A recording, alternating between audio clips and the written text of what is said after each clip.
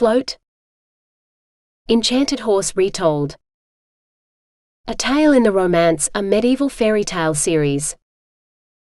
Written by Demelza, Carlton. Autonarrated by AI Charlotte from Google. 1. "Don't mess this up," Godfrey muttered, as if being stern with himself could stop the inevitable. Easier to stop the waves carrying his boat to Lord Sebastiano's door, or to command the gondolier to plant his pole so as to resist the tide. A stealthy glance at the gondolier confirmed Godfrey's fears. The man thought him mad, talking to himself. The boat turned into one of Rialto's numerous identical canals, weaving through the maze as if by magic, until they stopped at a dock that looked no different to the others they'd passed. "Palazzo Ziano," the gondolier said, offering his hand to Godfrey like his passenger was some fine lady. Godfrey choked out a laugh and stepped from the boat to the dock without the boatman's assistance. A few coins changed hands and the gondolier poled away, disappearing around a corner before Godfrey could reconsider and call him back. Godfrey eyed the double doors before him. Paint peeled at the bottom, where the wood had swelled in response to the endless stroking of the waves that even now threatened to lick tantalizingly at his feet. He rapped on the timber with more confidence than he felt, fueled by desperation to keep his feet dry until he'd at least met with Lord Sebastiano. The door opened inward, and a servant bowed him inside the cavernous space that evidently served as a warehouse for whatever Sebastiano traded in, when he wasn't transporting things for people. "I think I've come to the wrong place," Godfrey said. "You see, I'm in Rialto to see Lord Sebastiano about a cargo his ships were to carry here from the Holy Land. He invited me to visit him at home, but this evidently wasn't it. Perhaps the boatman had decided a mere baron's youngest son was not worthy to enter the home of one of the city's patricians." Up the stairs. "What name shall I tell the master?" the servant asked. Godfrey's eyes adjusted to the gloom. The wide staircase before him led to a more lordly entrance on the level above. Perhaps he was in the right place after all. "Godfrey. My father, the Baron of Marischal, sent me. If you will follow me, Master Godfrey." Up the stairs and into the house proper, Godfrey's fears fluttered about inside his chest. He didn't want to open his mouth for fear they'd fly out. "Master Godfrey, the Baron of Marischal's son," the servant boomed, then stood aside to let Godfrey pass into the room. Lord Sebastiano rose and moved around his desk to clasp Godfrey's hands in his. "Master Godfrey, it is a pleasure to meet you. Your uncle Eustace speaks well of you. He says you work magic with horses." Godfrey hadn't seen Uncle Eustace in more than 10 years, so how he could know such a thing. Perhaps his father had sent him a letter. Yes, of course. A letter saying Godfrey would be collecting this shipment of horses. "A pity you do not have the same power over ships. The convoy you are here for is a week overdue. It is likely nothing, but many cities along the coast have fallen to the Seljuks in the last few years. It would be ill luck indeed if they have attacked my ships." Sebastiano patted Godfrey's hand before releasing him. "But it is a fool indeed who would attack such a well-armed convoy. Your horses will arrive safely, you'll see, and you'll have them home in time for Easter. Which reminds me, it is Carnevale this week, the final week of feasting before we fast. You must dine with us tonight." Godfrey looked up to meet Sebastiano's expectant eyes. The invitation was no mere courtesy, the patrician wanted an answer. "I'd be honored and delighted," he managed to say. Sebastiano smiled. "Good. You have caught me at a good time. I'd planned on visiting the harbor this afternoon. Will you accompany me?" Godfrey could hardly refuse, and soon found himself back in a boat, moving with surprising swiftness across the lagoon. Upon hearing that this was Godfrey's first visit to Rialto, Sebastiano maintained a running commentary about everything he saw, from the islands on either side of them, to the people in the boats they passed, to the fish in the lagoon waters below. When Sebastiano paused for breath, Godfrey asked, how long have your family ruled Rialto? Sebastiano laughed. Ah, you must come from the barbarian kingdoms to the north. No one family rules Rialto. We are a republic, and our rulers are elected from among the noblest families in the city, her patricians. But it is no secret that my family can be traced back to Ziano, one of the first 12 tribunes who ruled when our most serene republic was formed, more than 400 years ago.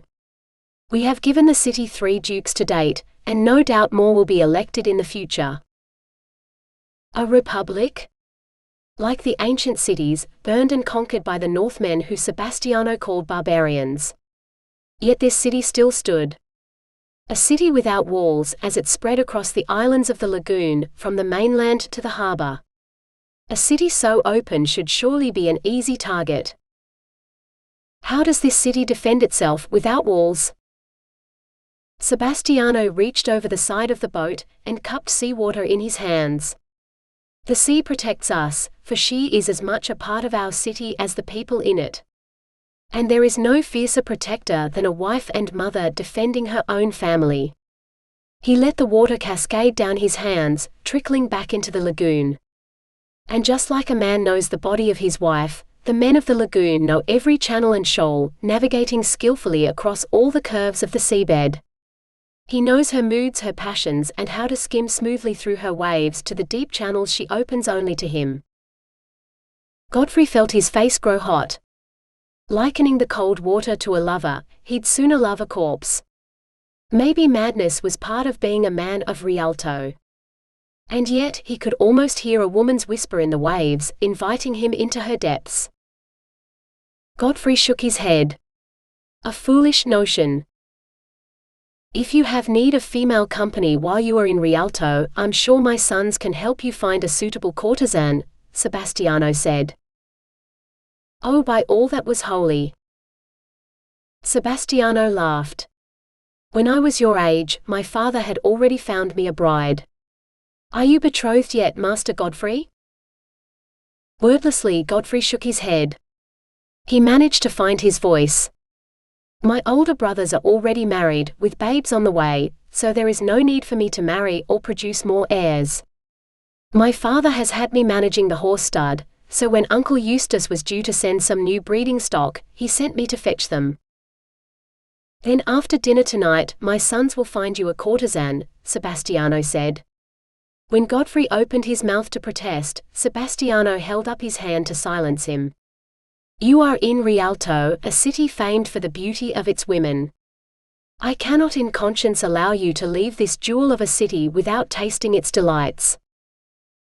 Not wanting to anger his host, that would certainly mess things up, Godfrey decided to ask about the numerous posts and flags sticking out of the water.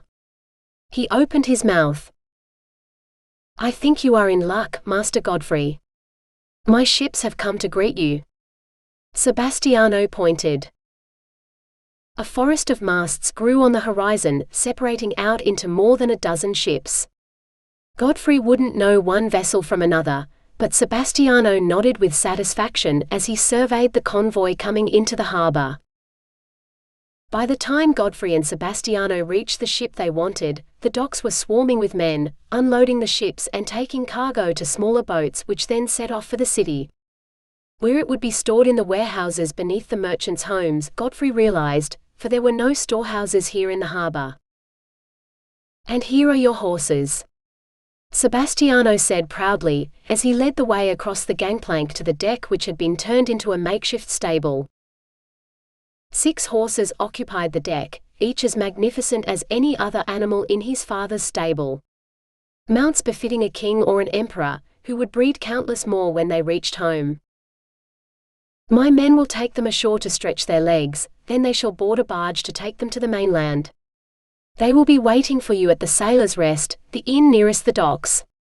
The innkeeper there will take good care of them while you enjoy the legendary hospitality of Rialto, Sebastiano said. And no doubt charge him a hefty sum for every day, Godfrey thought but did not say. In the merchant city of Rialto, everything cost more. His father had given him plenty of coin for the journey, but Godfrey was sure his purse did not run to weeks of revelry. or the company of one of the city's courtesans. If he needed a horse so badly, there were plenty in every tavern on the way home, at a fraction of the price. He could keep it in his hose until then. A roar came from the stable, followed by an explosion of straw. "What do you think you're doing with my horses, boy?" An old man clad in stained rags emerged from the stable. "Watch her footing on the gangplank. She's worth more than your life, and if the mare should be injured." For an old beggar, he had the commanding voice of a much younger man. The unfortunate sailor leading the priceless mare ducked his head, as though avoiding a blow from the man. TLO. Godfrey started at the sound of his father's nickname, something he'd only heard his mother use, and found the old man staring at him. "No, I'm Godfrey," he said. The old man straightened, then grimaced. "TLO's youngest boy?" He hobbled across the deck and down the gangplank until he stood before Godfrey, then peered up at him. This man looked old enough to be his grandfather instead of his father's younger brother, but Godfrey asked anyway, "Uncle Eustace? What are you doing here? Shouldn't you be in the holy city?" "The city has fallen to the Seljuks. I was returning from the harbor where I'd just seen the horses loaded aboard, and they had the city surrounded. Besieged. They demolished one wall and you could hear the screams from a mile away. When I saw there was no hope, I turned around and headed back to the harbor, as fast as my horse would carry me. I had to get word out. The Pope must hear of this and call for a new crusade to free the holy city from the infidels." He thrust his fist up into the air to emphasize his point, but this seemed to be more than his body could bear. Eustace fell to his knees and toppled over, out cold. Sebastiano helped Godfrey haul the unconscious man into a boat, suggesting he take his uncle to his lodgings and summon a healer to see to him. "He is also welcome to join us for dinner if he recovers," Sebastiano said. Godfrey mumbled something he hoped sounded obliging as he directed the boatman to the inn where he was staying. The breeze had picked up, whipping the lagoon into small savage waves that soon woke Eustace. Godfrey could get no sense out of him, aside from a lengthy account of the state of the holy city. Men, women and children, chained up and sold into slavery or slaughtered if they put up the slightest resistance. Oh, but not the women. Any woman who resisted was taken to entertain the soldiers, until they tired of her and left her lying in a pool of her own blood on the ground. "Is this true?" the gondolier demanded. Godfrey shook his head, but Eustace reared up. "Of course it's true. I saw it with my own eyes. Raping virgins in the holy city. Savages, the lot of them. The Pope must hear of it, and call for all good men to put a stop to it. For the Holy Land to be so befouled." The gondolier's eyes widened and he poled faster.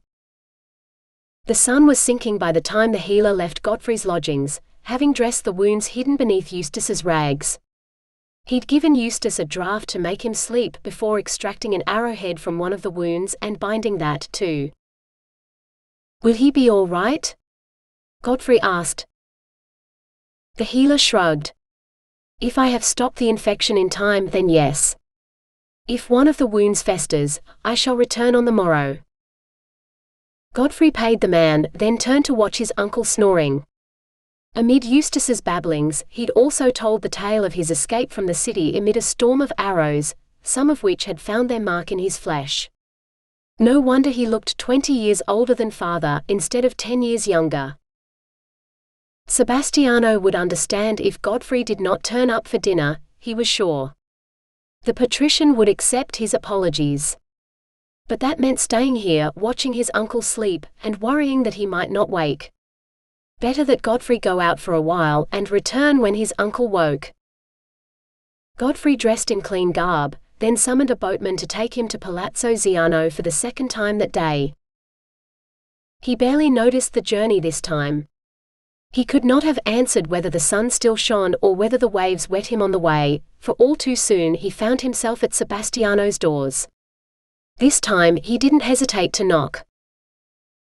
Sebastiano's dining chamber could have been the twin of the office he'd visited earlier in the day, with the low ceiling and cozy fire making it look like a private room in an inn instead of a nobleman's dining hall.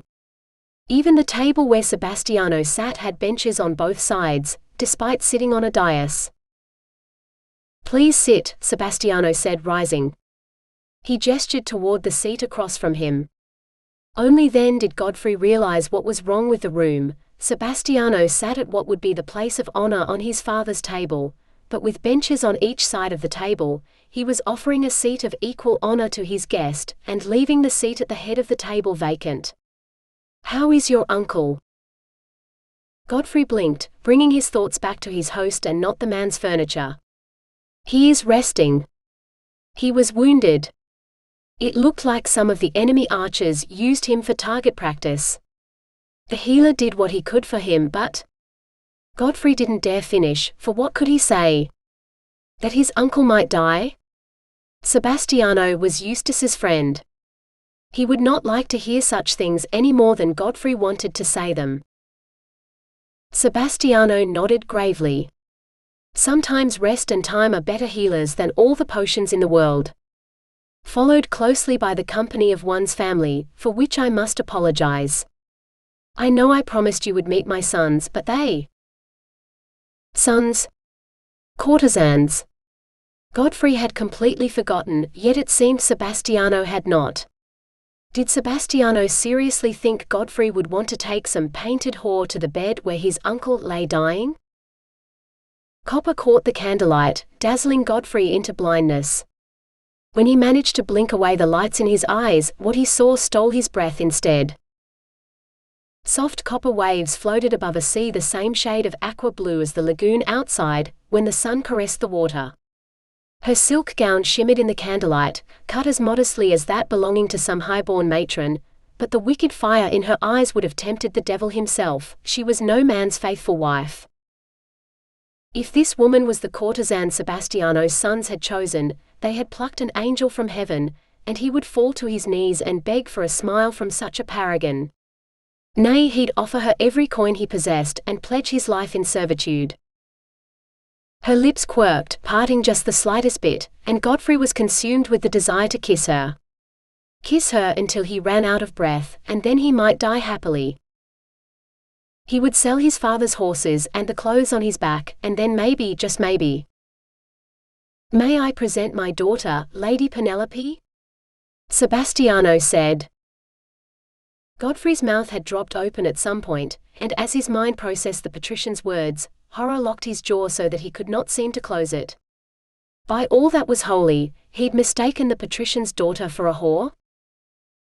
If Sebastiano or Lady Penelope knew his thoughts, they'd toss him out the door and straight into the canal to drown. It was the least he'd deserve for such an unforgivable insult. "Some wine for our guest," Lady Penelope called, with a glance at Sebastiano. "Father, have you not offered him any refreshment yet? What will he think of such poor hospitality?" She accepted a jug of wine from a servant, and poured a goblet for herself, before offering her own cup to Godfrey. A wicked smile lifted her lips. "Please drink. My father is lucky you did not threaten to toss him into the canal for such an insult." Godfrey lifted the wine to his lips, then choked on the first mouthful as her words registered. Either she'd read his mind, or his thoughts were written so plainly across his face, she hadn't needed to. Any moment now, her father would draw his sword and— "Ah, Vitali, my friend, so good you could join us. Master Godfrey, this is Duke Vitali, the ruler of Rialto. I had hoped he might hear from your uncle the state of affairs in the Holy Land, but as he is not feeling well—" Godfrey jumped to his feet, bowing at the newcomer. He would not have picked the Duke as any higher rank than Sebastiano, for the only difference between the men's garb was an embroidered cloth hat the Duke wore. "Have you come from the Holy Land?" the Duke demanded. Godfrey shook his head. "No, I have come from the north, but my uncle has told me much of what happened to the city. Perhaps you will allow me to tell you what I can remember." The Duke sat. "Please do." Keeping his eyes firmly fixed on the Duke, Godfrey began to repeat his uncle's tales. For if he looked at her again, he would lose his very soul to her spell. 2. Penelope stared at the boy father had invited to dinner. The boy who thought she was the most beautiful woman he'd ever seen, an angel, and a courtesan. As though anyone could be all three. She'd considered accidentally knocking his cup over, covering his clothes in wine, but there was no wine on the table yet. Mother would not have forgotten such a thing, but she had left this world 2 summers ago, and supped at a more heavenly feast than this one would be. The boy's thoughts turned to how much he'd like to kiss her. Kiss her, and that was all. She'd never met a boy with thoughts so chaste, though she'd read the minds of most of the men in the city, whether she liked it or not. Truth be told, she did not like it, for she'd probably seen more debauchery in their thoughts than any brothel in the city.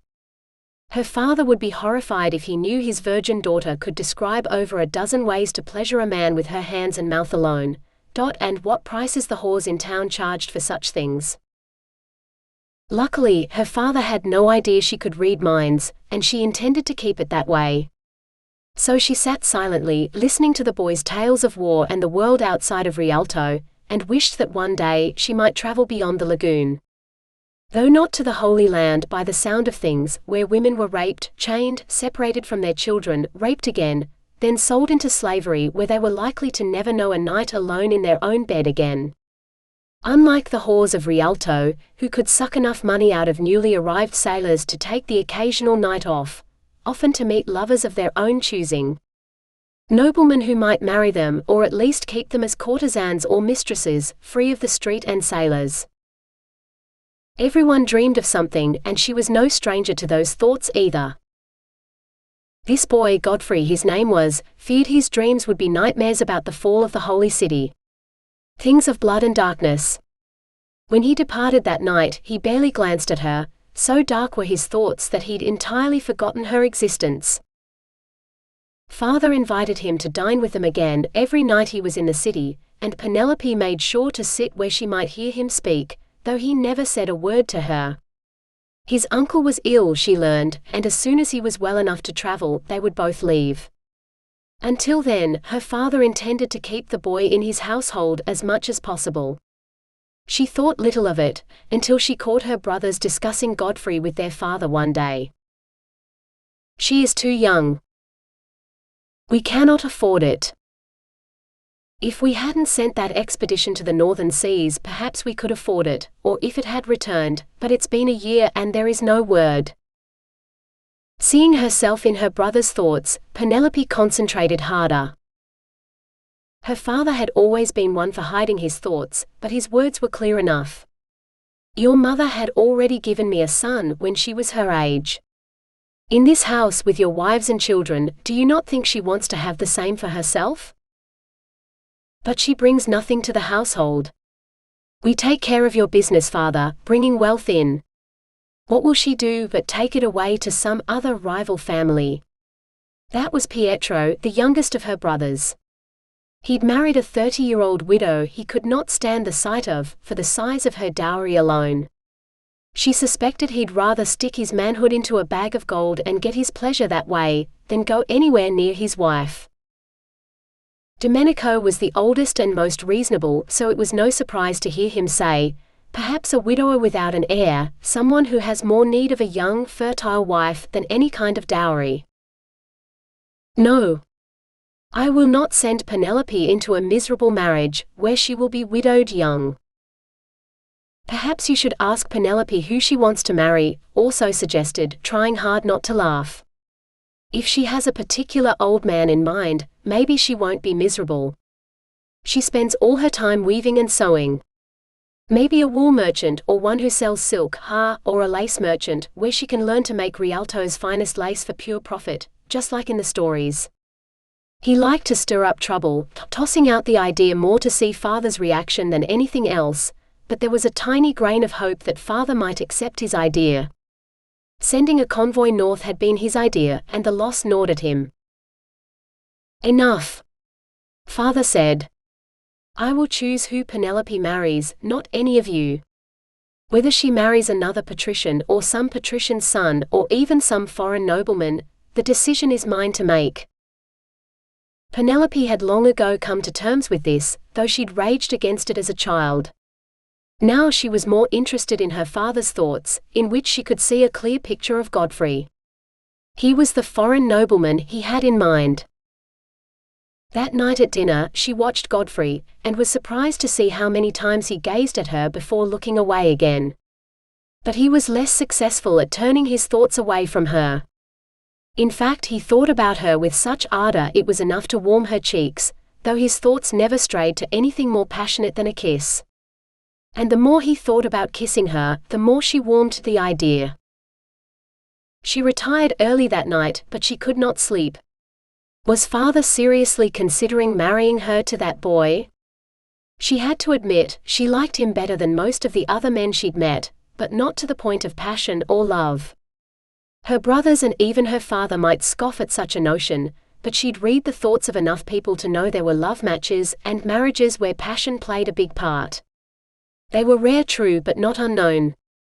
She'd tasted Godfrey's eager desire for her, so why could she not arouse the same passion in herself at the thought of him? When the next day dawned, she resolved to find her father and ask him whether he meant to marry her to Godfrey. But she slept late, and by the time she made her way to the dining chamber, her father and brothers had gone, leaving her to break her fast alone. Servants brought her bread, oil and fruit. She ripped off a piece of bread, dipped it on the oil and munched on it slowly, eyeing the bowl of fruit with distaste. It looked like last year's peaches swimming in honey, much too sweet for her taste. No, she longed for the first spring peaches, fresh picked from the tree, and summer berries so bursting with juice they stained her fingers, but this winter didn't seem to want to end. "Do we have any oranges?" she asked. Silence greeted her. The servants had all gone to do whatever duties they normally did, this late in the morning. She sighed. Her brothers' wives would have just repeated the question louder until a servant produced what the woman wanted, but Penelope had grown up in this house with these servants, and most of them still saw her as a child. A child who had been in trouble many more times for climbing the trees in the orchard than for raising her voice. She stopped to wrap a cloak around her shoulders from the hook by the door, before heading outside into the garden. Frost rimmed the trees, making her wish she'd grabbed gloves as well, but that would only take longer. She wanted oranges now, not later. Penelope surveyed the trees, but there was no low-hanging fruit today. No, all the ripe oranges were higher up, where the sun kissed them. Ah, she could do with a little sun too. And it wasn't like anyone was watching. She found a ladder frozen to one of the tree trunks, but didn't have the strength to pry it free, so she climbed it instead, stepping into the canopy as easily as she would if it was the landing at the top of the stairs. It had been years since she'd climbed trees, but she hadn't forgotten. She tested each branch before putting her weight on it, reaching higher and higher until she found a clump of oranges as red as the sun. She twisted them free and stuffed the cold globes into the pockets of her cloak, until she could not carry any more. Then she made her way down to the ground again. "Is no one home?" "He demands to see the master." "Lord Sebastiano and his sons are at the ducal palace, and the wives are all visiting their families today." "What about Lady Penelope?" "I brought her breakfast in the dining room myself, but now she's nowhere to be found." "If it's someone important, perhaps you should send a boy down to the palace to fetch the master." "Who is it?" "That boy who has dined here all week, making moon eyes at Lady Penelope. Godroy, or some barbarous northern name like it." "Godfrey." If Penelope couldn't ask her father, perhaps she could ask the boy himself if they had a betrothal cooked up between them. She crept down the ladder, jumping down the last few rungs to land with an audible thump on the frozen ground. She strode toward the two servants, lifting her head high as she hoped they would not question her. "Send him into the dining chamber. I will greet him, hear whatever message he has for my father, and see him on his way," Penelope ordered, not breaking stride as she swept into the house. She barely had time to drop her orange-burdened cloak beneath the table before she had to turn and greet Godfrey. He looked like he'd had less sleep than her, but there was nothing in his thoughts to tell her why.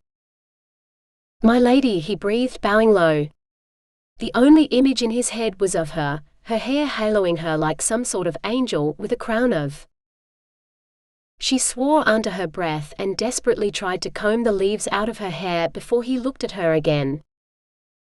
"Would you like some refreshment? Breadfruit wine?" she asked. He stared fixedly at the floor, shaking his head. "I cannot. My uncle died of his wounds last night, and I must return home. His final wish was to be buried in our family crypt, and I gave my word." Her hands flew to her mouth. "Heavens, Master Godfrey, I'm so sorry. May God rest his soul. I'm sure he was a good man, as are you for granting his wish."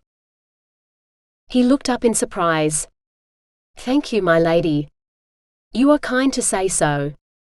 I wish I could have stayed longer." For her, his thoughts added, "But I must bid you farewell, and I'd hoped to give your father my apologies too, for leaving with so little warning." She took her hands in his. "I will tell him all you have told me. On my father's behalf as well as my own, I wish you a safe journey home." "Thank you.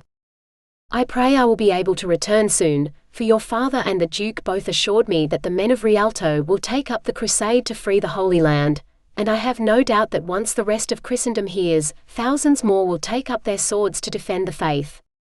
When the trade routes open again, I shall return." He lifted her hands to his lips and kissed them. Her skin tingled as though his lips burned her, and yet she did not want to pull away. Nor did he. He wanted to take her with him, had intended to ask her father for her hand. But now he was in mourning for his uncle, he could not. Could she marry this man she barely knew? If he'd asked for her today, could she have borne sharing a bed with him? There was one way to find out. She wet her lips, marching forward to close the distance between them. Godfrey dropped her hands and backed away, but she followed, backing him up against the wall. Now or never. She seized his shoulders and kissed him. Though she'd experienced 1,000 kisses in the thoughts of others, this was the first one that had touched her lips. Clumsy at first, for he was as inexperienced as she, but not for long. Passion took over, and she wasn't sure if it was his or hers, rushing through her like flames as her body pressed against his and they kissed again. He was all lean and hard, in all the right places, but his touch was gentle as he pulled her close and deepened the kiss. Images of ships and armies crowded her mind, thoughts that had nothing to do with her or Godfrey, as someone else approached the dining chamber. Her father and brothers. Reluctantly, she pulled away, straightening her clothes as she put a decorous distance between them. Godfrey might want to marry her, and he kissed like the very devil himself, but her father had not agreed to a betrothal yet. But she would. He had only to ask. Godfrey heard the approaching voices and his confused expression vanished, to be replaced by calm composure. When her father entered the room, Godfrey bowed and took his leave. He shot one meaningful glance at Penelope, who heard his vow to return for her as surely as if he'd spoken the words aloud, before he departed. Penelope forced out a smile. So what did the Duke have to say? Are we to save the Holy Land? Father sighed heavily. He will raise an army and a fleet to carry them. They will depart in the spring. She ignored the doubts shadowing his thoughts. Then Duke Vitali will free them all by the summer, and Master Godfrey will return. She tried to believe the words with all her might, but they rang hollow. With no family left here or in the Holy Land, Godfrey has no need to return. Even if the Holy City is ours again by summer, I doubt we will ever see him again. She stopped dead. But I thought you planned for me to marry him. I heard you say. Domenico choked on his ale and also laughed aloud. Pietro's brow just scrunched together like he wanted to shout at her, but didn't dare. Father shook his head. Our fortunes would have to be in a sorry state indeed before I allowed you to marry some foreign horse trader. No, you will marry a man worth of you, my little duck. But not for some time. Penelope longed for her father to be wrong, but she knew in her heart that he was not. It would be 3 years before she saw Godfrey again. 3 years that saw Duke Vitali and his grand army to their graves, and a new crusade had begun. And the world would never be the same. 3. Crusaders must be the most saintly knights in Christendom, Melisande said dreamily.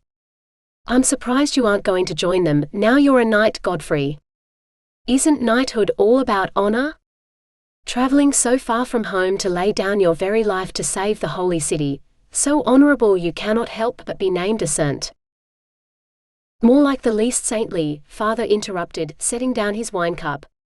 Though I have no doubt Godfrey earned his knighthood with honor, the truth of knighthood is little more than being able to sit upon a horse without falling off, and knowing one end of a sword from the other. Most of them have only taken up the cross for the glory of it, or the promised pardon of all their sins. They are men who are not heroes at home, or who have no hope of heaven without a good deed so great, it erases everything else they have done. Younger sons and troublemakers, those their fathers would not miss if they do not return. Unlike my sons, who are very much needed here at home. He signaled for a servant to refill his wine cup. I am delighted that none of your brothers have decided to join this fool scheme. Too busy dealing with the damage and thievery those supposed saints had wreaked as they rode across father's lands, Godfrey mused silently. His brothers still had not returned, so he was the only one of father's sons in the dining hall that day. Probably because he was the youngest, his knighthood so newly minted that he didn't yet answer when someone addressed him as Sir Knight. He could handle a horse and a sword but little else, so it was no wonder he was not yet trusted enough to act on his own, like his older brothers. Especially after his first solo task for his father had resulted in the death of Uncle Eustace and the end of all trade with the Holy Land. No one wanted that sort of ill luck again, so Godfrey was kept on a short rein close to home. He did not mind. His brothers would manage the estate, while he could focus on what he did best, working with the horses. His great-grandfather had brought home some particularly fine horses when he went crusading, before Uncle Eustace had lost his life bringing more, and they'd bred a herd that was the envy of kings and emperors alike. Kings and emperors who were only too happy to buy the beasts when they came up for sale.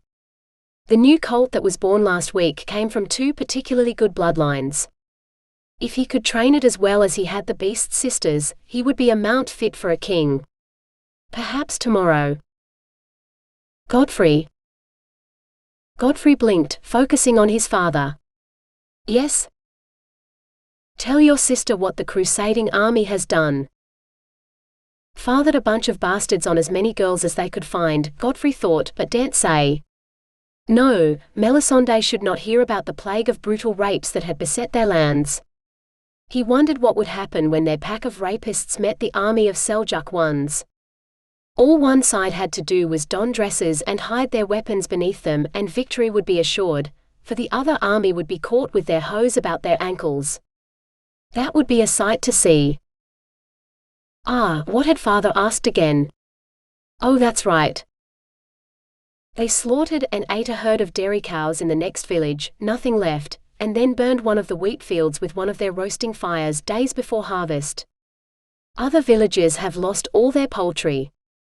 One tavern brought out all their barrels of beer, which the Crusaders took off with, not paying the tavern keeper a single copper. And when he protested, the knights had laughed, seized the man's wife and daughters, and Godfrey swallowed. We've kept the horses in the walled yard instead of letting them out into the fields, so they don't see them. This army is like ants, taking and devouring everything in their path. It will be good when they are gone. They're camped outside town for now, but they'll ride on tomorrow, father said. Then they will be someone else's problem. Godfrey glanced at Melisande, whose attention was fixed on her food. She probably hadn't heard a word. Her mind flew from one idea to another like a butterfly in a field full of flowers. He wished he could think as quickly as she could, but he suspected that if anyone else's mind worked as lightning fast as hers, it would surely explode. When he was done eating, he excused himself to go check on the horses.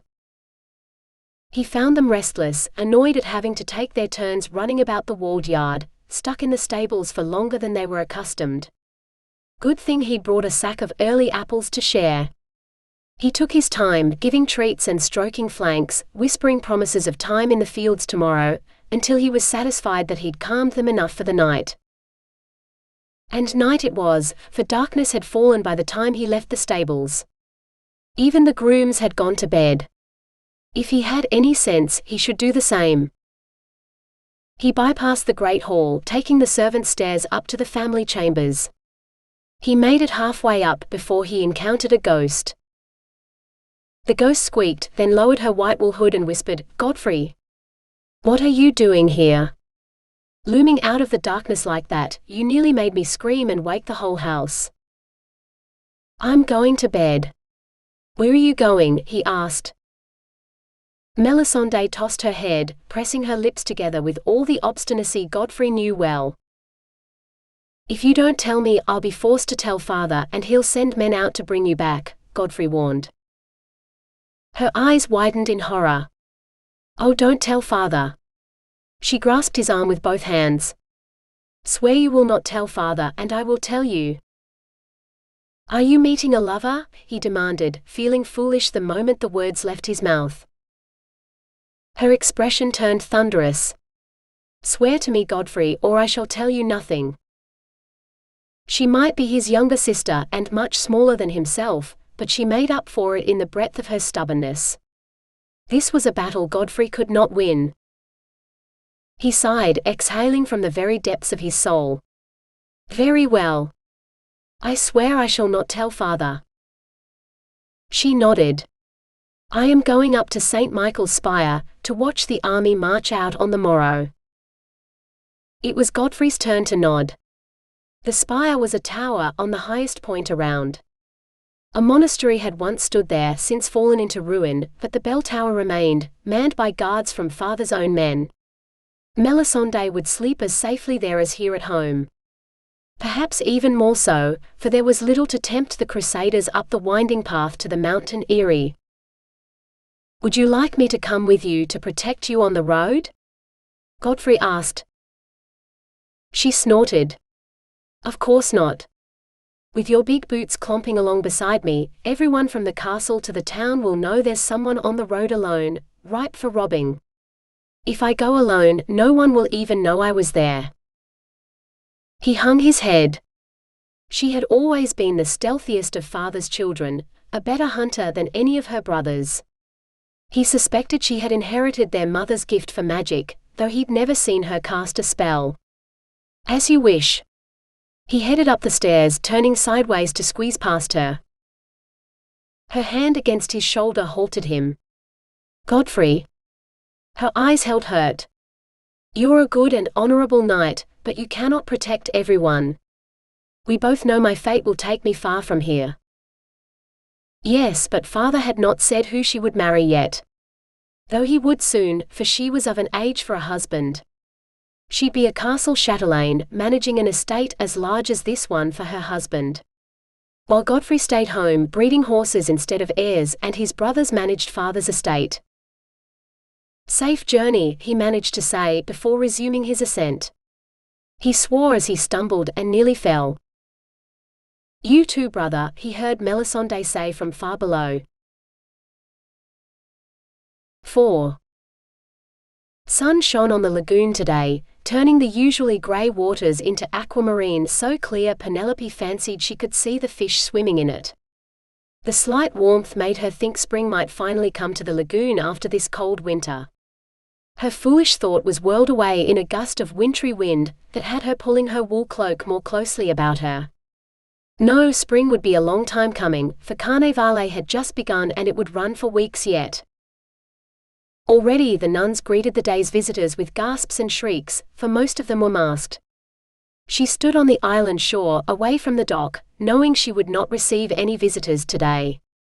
Her father was a busy man, now he was the newly crowned Duke of Rialto, working hard to give the people the peace he had promised.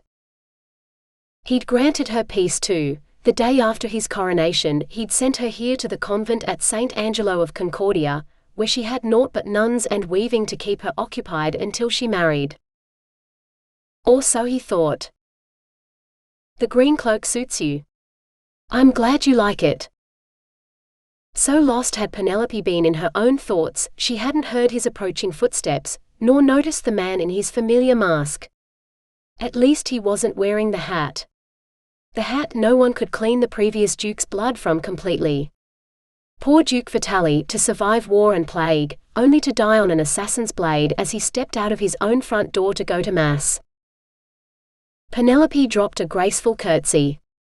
Monsignor was most kind to send me such a gift for Yule. The convent here is much colder than the ducal palace. She lifted her face to the breeze. Perhaps it is the wind coming off the water.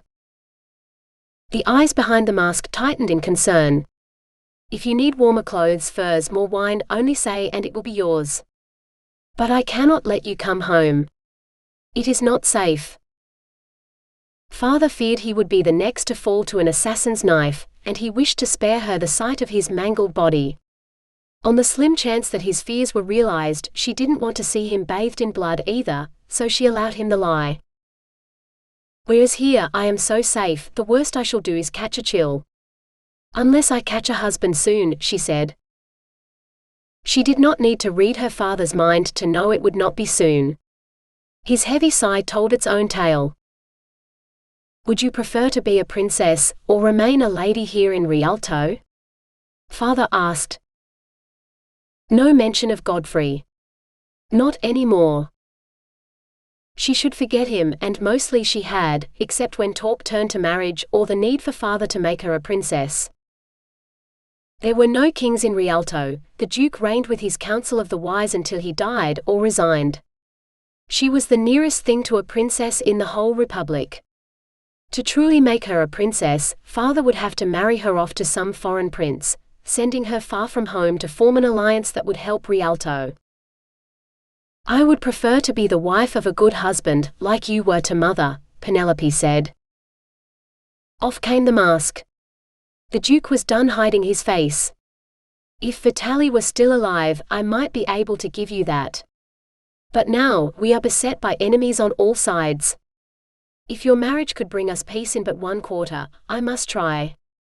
He did not say how much he feared for his life, for he was not the sort of warrior Duke Vitali had been, to lead an army to victory. Only to lose that army to a plague, and his life to an assassin's blade. He'd been father's friend too. Any word on which quarter it will be, father? She asked. She plucked the names from his head as they appeared. Otto or Frederick of Aachen, Alexios of Bizes. She wanted to add Godfrey's name to the list, but after Duke Vitali had failed to free any of the captured cities, let alone the Holy Land, there had been no word from Godfrey or his family for 3 years. He'd probably forgotten all about her, marrying some northern girl who popped out fat babies like a hen laying eggs. Not Frederick. His father is trying to marry him to some southern spinster princess, sole heir to the throne, so he can have the southern Northman's crown. Not Frederick then. And not someone in the south either, if they had no men for her to marry. Who then? Another heart-weary sigh. If I had an answer, I would give it to you. The negotiations are slow, taking many months for letters to pass between my court and theirs. And some of our envoys have been detained. Father closed his mouth before he could say more. Penelope lifted the words from his head instead. Detained and imprisoned by the emperor or his vassals. And those who are released are almost unrecognizable. At the image father began to conjure in his mind, she shut his thoughts out as best she could. What she could not ignore was his shudder of horror at the torture his men had been subjected to. She had to marry someone. She hoped it would not be the same man responsible for torturing her countrymen. What such a man might do to her. But princes had servants to do such things for them, surely. Men they employed to do the things no man could possibly take pleasure in. She swallowed her unsavory thoughts, focusing instead on her father. Then I thank you for the visit, for I know how little time you have to spare now. I hope you will have an answer soon. In the meantime I shall weave a wedding dress fit for a princess." Penelope forced out a smile, finishing up with a curtsy. Duke Sebastiano kissed her cheek before covering his face with his falcon mask once more. "You are a good girl. If only I had a dozen other daughters just like you. Maybe then I might make peace with everyone." "If anyone can find a way, you can," she said, more out of love than a belief that she was telling the truth. Her father was a good man. If there was a path out of the political chaos the world had become, she knew he would work day and night to find it, or at least the man who could. Despite her green cloak, she did not envy him a bit. 5. Godfrey tried to sleep, but he couldn't stop worrying about Melisande. The Crusader army was camped on the other side of town from both the spire and the castle, but he'd seen plenty of evidence that not all the men stayed in the camp. He should have gone with her, or broken his oath and told his father anyway. If anything happened to her, he would never forgive himself. Finally he rose, not caring who heard him on his way to the stable in the pre-dawn darkness. He woke Pegasus, the swiftest of the horses in the stable, and was soon headed up the hill toward the spire. The moon had not yet set, lighting his path so that he did not need a torch, even though dawn was little more than a smudge of gray on the eastern horizon. By the time he reached the base of the spire, it was light enough to discern the difference between the tower and the rock behind it. Leaving Pegasus in the pen that held the spire ponies, he opened the door to the tower. Ho, the tower! It's Godfrey coming up to see the view. Male voices urged him to come up. Melisande was likely saving her comments about how unwelcome he was for when he reached the top of the winding stairs, Godfrey thought wryly as he hastened toward the belfry. Beatrice and Clemens offered him a drink from the jug of cider on the table between them, but Melisande was nowhere to be seen. "Where is she?" Godfrey asked, pouring himself a cup of cider. "Who?" asked Beatrice, tearing his gaze away from the window. "My sister, Lady Melisande." The two men stared at one another, confusion clear on their faces. "She is not here, Sir Godfrey," Clemens said kindly. Both men had served his father since before he was born, watching him play with a wooden sword before being allowed to trade blows with them in the practice yard. They knew he was slower than his brothers, and their kindness was not condescension. But he couldn't help clenching his fists in frustration. He felt as stupid as they thought him to be. "But she said she'd be here. Have you seen her tonight?" After a moment he added, "Or anyone else?" For if she'd come here to meet a lover, it was not Clemens or Beatrice. Two heads shook. "Not since Firmin and Eustace left at sunset, and our watch began." Godfrey's heart sank. Either he'd been right to worry, or she'd remembered father's disgust for the Crusaders, changed her mind, and crept up to bed. No one would have heard her returning home, just as no one would have heard her go if he had not met her on the way. He prayed she was home, asleep, and much wiser than her brother. He missed his footing more than once on his way down the spiral stair, so he wisely let Pegasus choose her own pace on the steep mountain track. He breathed a sigh of relief when they reached the road, only to be greeted by the daytime guards. "You need to see this, Sir Godfrey," said Eustace, parting the bushes beside the road. Godfrey swallowed. He prayed he was wrong before raising his head to look. A bundle of white wool lay in the bushes, folded in half as though ready to be placed in a chest to be stored for the winter. Eustace nudged the bundle with his foot, rolling it over. Billa rose up in Godfrey's throat at the ruin of what had once been a human face, but was little more than bloody pulp now.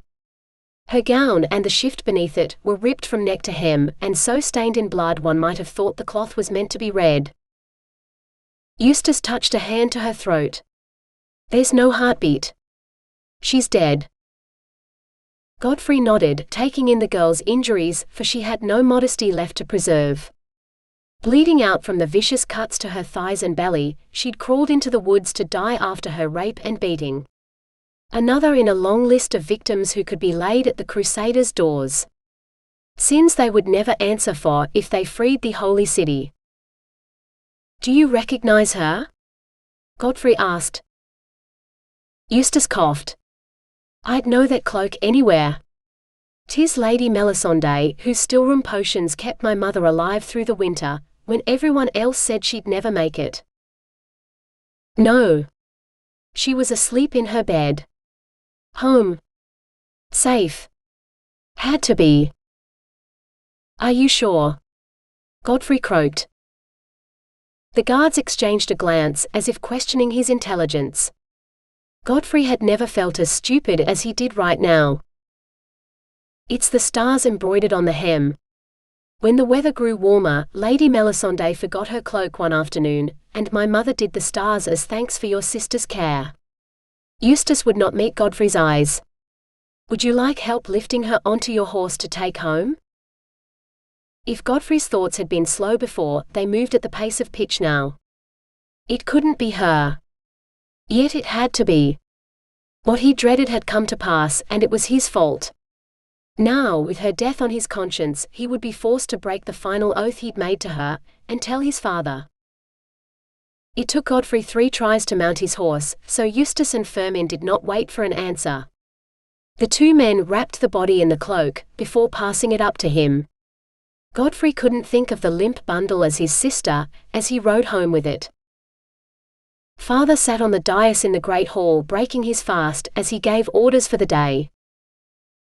Godfrey's feet kept carrying him forward, though the body in his arms weighed him down so much he feared his next step would send him crashing into the cellar below. He laid the bundle at the foot of the dais. "They got Melisande, father." His throat closed as he choked back a sob. "Those damned Crusaders killed her. And I didn't stop them," he thought but did not say. This was his fault. His and no one else's. "I vow to you, on her soul, that I will seek out the men who did this, and see that they face justice. If I have to follow the army to the gates of the holy city itself, I will find them, and see that they pay." Godfrey bowed his head to where the cloak's hood hid his sister's ravaged face, unable to look his father in the eye. "I will pack my things and set off immediately." He rose and hurried out of the hall. He was a killer and an oath-breaker, no better than any of the Crusaders. If he wanted forgiveness for his sins, he would have to not only seek justice for Melisande, but he'd have to see that the crusade succeeded. He vowed to do everything in his power to ensure no more crusades were needed, so this would never happen again. 6. There you are. Penelope had barely a moment to register Marzia's presence before the girl grasped Penelope's hand in both of hers, and began to pull her toward the convent. "I've been looking for you everywhere. What possessed you to stand out here in the cold? Why, the breeze blows right through you here, it's a wonder you haven't turned into an icicle. Your hands are colder than the lagoon. I insist you come inside by the fire, before you catch a chill." Penelope didn't need to glance at the waves to know her father had already vanished from sight, headed home to the much larger islands that made up the main part of the Republic of Rialto. Maybe Marzia's sunny thoughts were exactly the panacea she needed to cure her own dark misgivings. Penelope allowed herself to be led into the womb-like warmth of the convent parlor, where the more sensible members of the community entertained their guests. Not everyone wore masks for Carnevale, most of the nuns went barefaced, like Marzia, Penelope and the other. Well, Penelope supposed they were officially novices, the girls who were not yet nuns and those who lived within the walls of St. Angelo of Concordia while they waited to be married. People parted to allow her passage through the room to the fireplace, where the roaring blaze kept all but the convent dogs at a safe distance. Marzia produced a sheet of paper, and held it out to Penelope. "My brother sent me a letter. Now the mourning period for father is over, he thinks it is time for me to marry. He says that if his negotiations continue, I will be married by the summer. Penelope skimmed the letter, finding nothing new. After Vitaly's death, it made sense for his heir to take over his father's role in making a marriage agreement for her. Such was the way of the world. If women were allowed to choose their own husbands, businesses would fail as dowry money went into less suitable hands than those belonging to their fellow merchants, or their sons. Or so many of the men of the city thought. But she knew Marzia's secret worries about never marrying. Now her father was dead. This news was welcome relief for her. So, congratulations. That is good news, Penelope said. Marzia's eyes shone. Isn't it? But I must know if I will be happy in marriage. That's why I need you. Oh no. Penelope opened her mouth to protest. You see, there's a fortune teller, Marzia continued. She says she can tell my future by merely looking at my hand. But I haven't the courage to see her alone. I'm frightened that my future will be dark. If you come with me to share your fortitude with me, then perhaps I can stand to hear what she has to say. Penelope followed Marzia's gaze, to the old woman seated in a corner of the parlor. At least, that's what she appeared to be. But as Marzia grasped Penelope's hand and led her closer, she began to see the inconsistencies in the woman's costume. Her rags were the remains of several gowns stitched together haphazardly, with little regard for the fine fabric they were made from. The woman's face was a cleverly made carnival mask, complete with wrinkles, so that what little she could see of it that wasn't hidden by the hood of her fine wool cloak appeared to be her real face and not artifice. The woman's hand was unusually large, dwarfing the cup in her hand, though most of it was hidden in her voluminous sleeve. Her boots were larger than even the abbess's, and the abbess had big feet for a woman. Penelope let her mind brush the fortune-teller's thoughts. Marzia, what you think is a fortune-teller is in fact a fraud. In fact, I think she's a... Some people deny the existence of magic in the world. So caught up in their own business, they think little of the happiness of others. That's why they will always be alone, the old woman croaked sourly, her eyes fixed on Penelope. Penelope pressed her lips together. A few more words and she might have given away the secret of her gift. Not even her father knew she could read minds, and she had no intention of handing her secret over to this charlatan. A charlatan who knew too much already to be issuing predictions about her future that seemed likely to come true. Not me, Marzia declared, depositing a small pile of silver on the table before the fortune-teller. She perched on one end of the bench, pulling Penelope down beside her. If you can truly tell me my future, I would pay you 10 times that. The greedy glitter Penelope expected in the fortune-teller's eyes failed to appear. Give me your hand, my little strawberry, the fortune-teller said. Marzia blushed almost as red as her gown and extended her fingers. The fortune-teller captured her hand like a coveted treasure, cupping it carefully as she turned it palm up. Penelope glimpsed well-manicured nails on distinctly unwrinkled fingers before the fortune-teller began to speak. This is a happy hand. A very happy hand. Had Penelope imagined it, or had the fortune-teller's voice grown deeper? You will be happily married to a man who will adore you. You will live in a fine house overlooking the campo where his family has lived for generations, and your children. How many children will I have? Marzia interrupted eagerly. As many as you desire, and your husband Marco. An overwhelming wave of desire engulfed Penelope, accompanied by the image of a young man entwined with Marzia, naked in a bed of silk. A young man with big hands, big feet and a huge... Closing her eyes to shut out the image, Penelope rose and backed away from the fake fortune-teller. Marco of the mighty manhood she presumed, was now so enamored of Marzia, that he didn't even notice Penelope leaving. No, not just enamored, madly in love with her. And who wouldn't be? Penelope's friend was as lovely inside as she was out, and she deserved happiness. Penelope sighed. If Marcia would have a devoted husband, then perhaps the man was right, and Penelope would spend the rest of her life alone, whether she married or not. For love in marriage was as rare as a flying horse in the merchant city. 7. The horde of humanity and horses stretched as far as Godfrey could see. Some had tents or pavilions, while others looked like they'd slept under a hedge and wished they were still there. So much for riding out at dawn.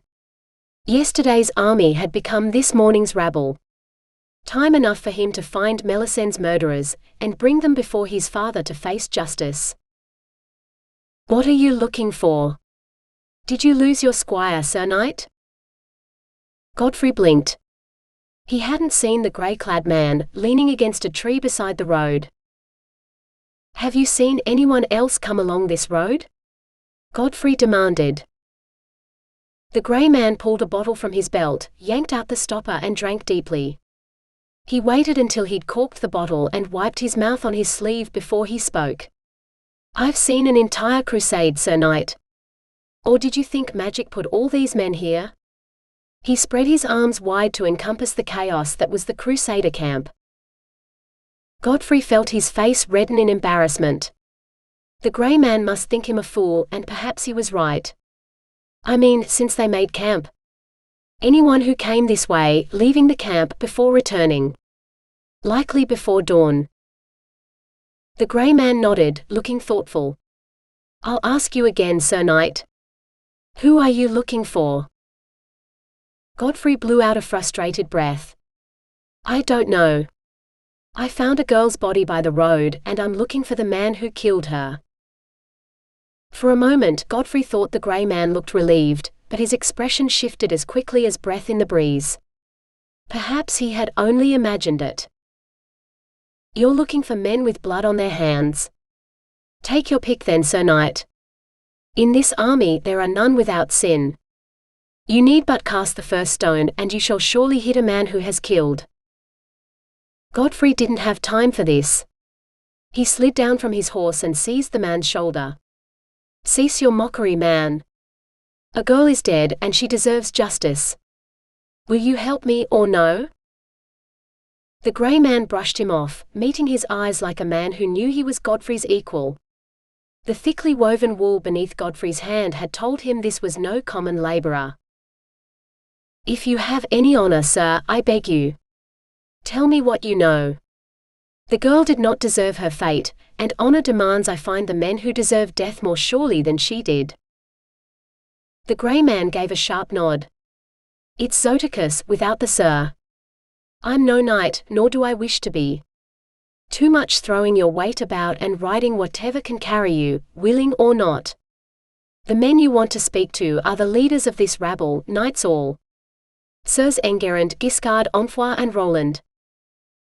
Godfrey stepped back. "Thank you, Master Zoticus. Where might I find these knights you have named?" "Probably asleep in their pavilions, resting after their successful hunt.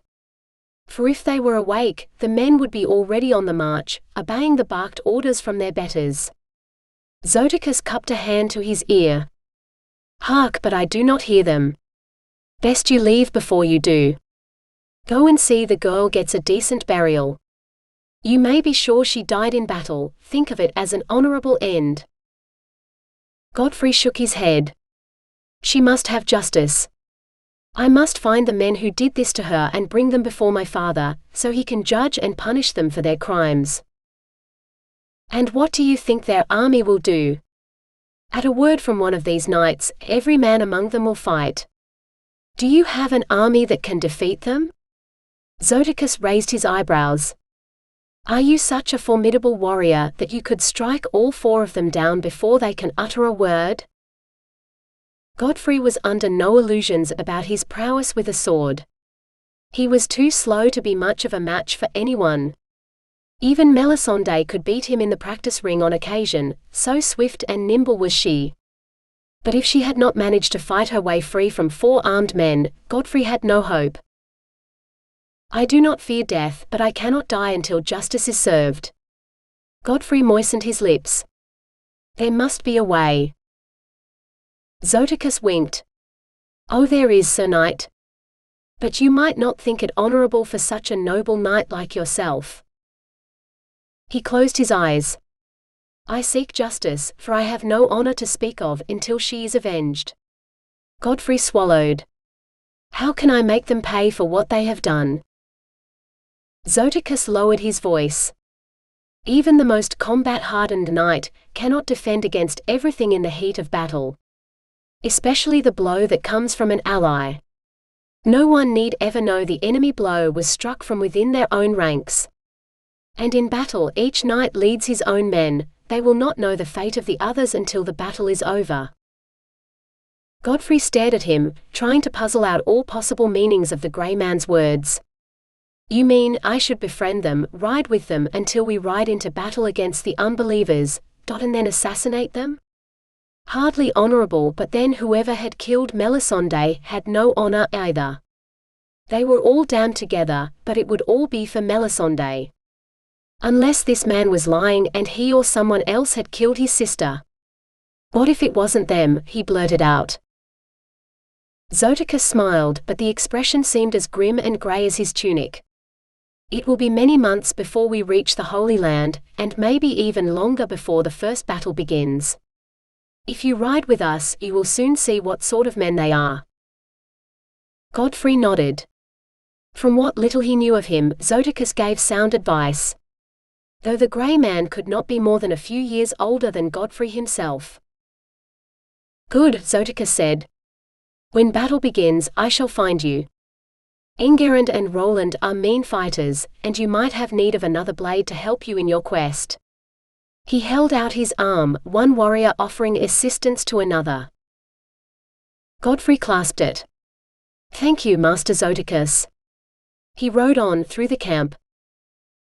It wasn't until he was deep among the Crusaders that he realized Zoticus's plan was far too detailed for something he'd thought up in the moments since they'd met. In fact, it sounded like something he'd been planning for some time.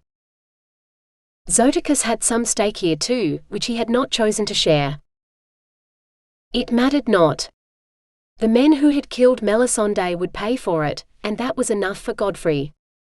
If they paid for their other crimes too, for surely they had committed many, then he was the last man to protest against such justice. The crusade would be long enough for Godfrey to take the measure of more than one man along the way. Cloudy skies turned the lagoon waters iron grey, as if to armor the waves against the pelting rain. The weather's war kept most visitors away from the convent, but the clouds and the waves reached a stalemate eventually, as they always did, and some brave boats ventured out again. Penelope heard their thoughts as first the fishermen, then the merchants with supplies for the outer islands rode past. Their prayers for profit and a safe voyage were little more than a hum in the back of her mind, as she worked with her loom. She had finished Marzia's wedding dress before the year ended, but now she fancied making a veil to match. It would use the last of the blue wool too, from that peculiar dye batch that was precisely the color of Vitali's family coat of arms. It brought out the color of Marzia's eyes too. Not for the first time, she blessed her father's gift of horn shutters for the workroom windows here at St. Angelo's. They let in enough light to allow her to work despite the dark day, yet kept the swift wind from stealing away the heat of her fire. If the light held, she might finish weaving the cloth today, so that she could start sewing the veil before night fell. Something metal clattered to the table behind her, and Penelope jumped to her feet. "You missed dinner again," Marzia greeted her, folding her arms across her chest. "So I brought you some." Penelope glanced at the plate. "Dinner time already?" She had not eaten since breakfast, and it took a moment to register that she was hungry. "But the cloth for your wedding veil has come out so perfectly. I wanted to do it all in one piece."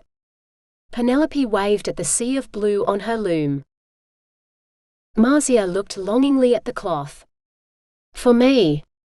Oh, it is so pretty. But how could you know?" Marzia was practically bursting to tell Penelope her news. She must have truly been caught up in her work not to have noticed the thoughts screaming to be heard from Marzia's mind. Penelope shook her head, hoping to clear it. "What news?" she asked, feigning ignorance. Marcia clapped her hands. "Oh, you will never believe it.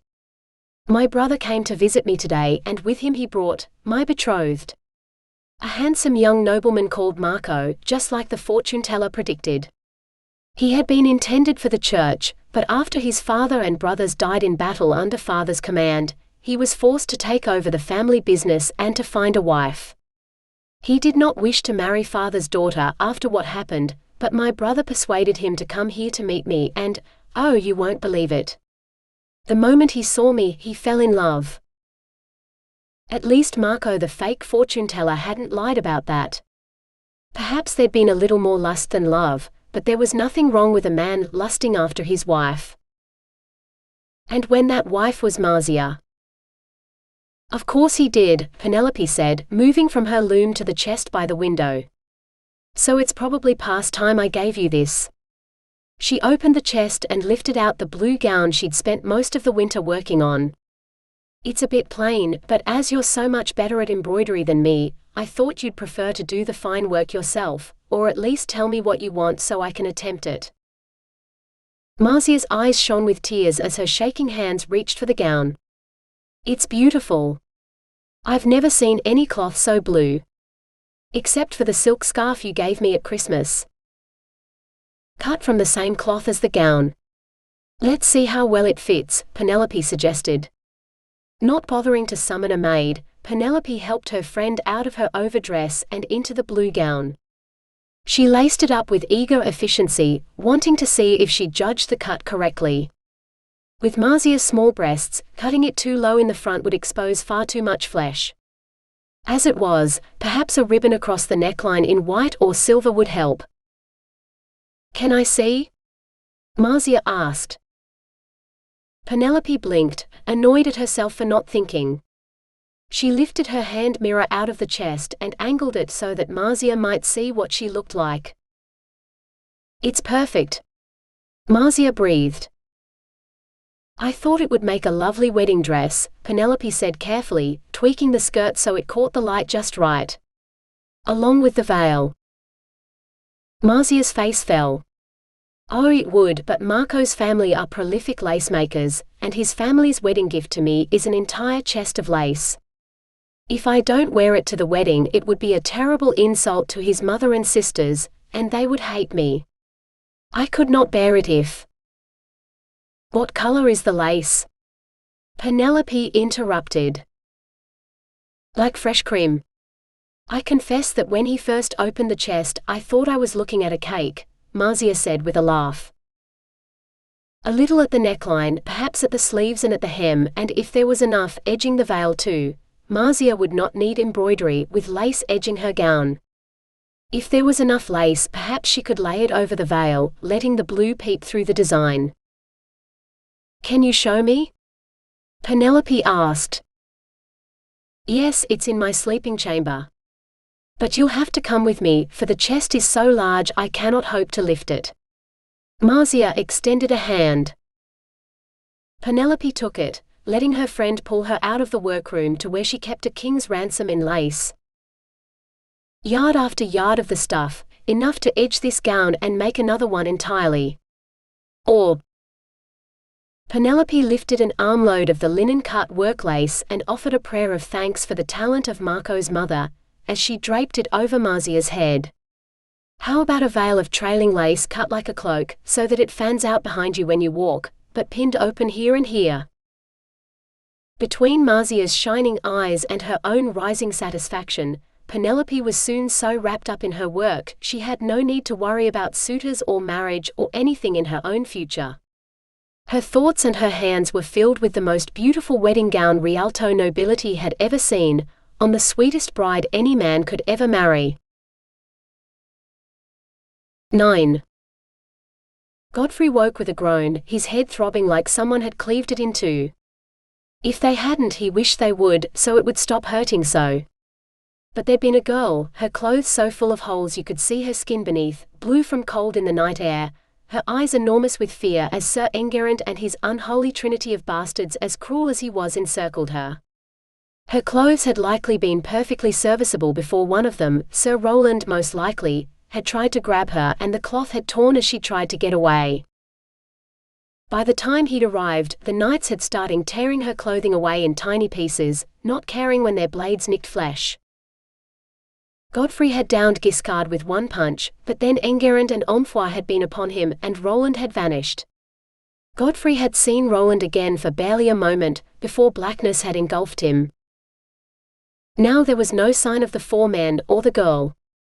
If scraps of cloth had not still littered the ground, he might have wished it was nothing but a bad dream. If the girl's body wasn't sharing the alley with him, perhaps she'd gotten away. He tried to sit up and groaned again as a spike of pain blurred his vision and threatened to send him back into oblivion. It took him an embarrassingly long time to get to his feet, after he'd voided the contents of his stomach, so that he might stagger out of the shadows into the light. He made it 3 steps before he slipped in a puddle of something foul-smelling and went down again amid a pile of refuse. If he'd thought the girl's eyes were wide and terrified before, they bulged almost out of her head now. And the stench. Godfrey vomited again, turning his head so that he wouldn't desecrate her corpse any more than he had already. The poor girl had not deserved this fate, any more than Melisande had. He'd failed them both. Digging his fingers into the mortar of the wall beside him, Godfrey heaved himself to his feet. Now he had to find his way back to the inn where he'd left his belongings. The bustle of business went on around him as Godfrey trudged along the streets, shading his eyes against the painfully bright light that reflected off everything. What had possessed these people to build a city of red and white bricks, or sheathe any of the walls in marble? Oh, what he would give for the familiar dark timbers and stones of home. But home was an inn, at least until he'd succeeded in his personal crusade to satisfy poor Melisandre's honor. At least it was darker inside the inn, where he asked for a headache draught and a jug of water to be sent up to his room as he made his laborious way up the stairs. When the potion arrived, he drank it, then washed it down with a cup of weak ale before washing off the filth from the alley. "Would you like more water, sir?" the serving girl asked.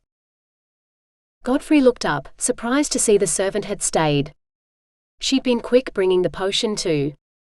Unlike when he'd arrived, when it had taken half a day before any water had been sent up. The inn had been full of crusaders, and so busy that on his first night here, he'd woken a dozen times to the incessant sound of pounding feet on the stairs from servants and guests alike. The stairs were silent now, and it appeared the servants had time to stand and wait. Godfrey swallowed. "Have the army left?"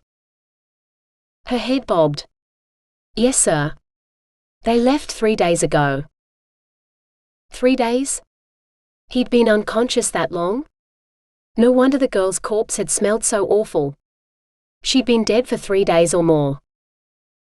He had no time to waste. "No, I won't be needing anything else except for someone to saddle my horse." "Yes, sir."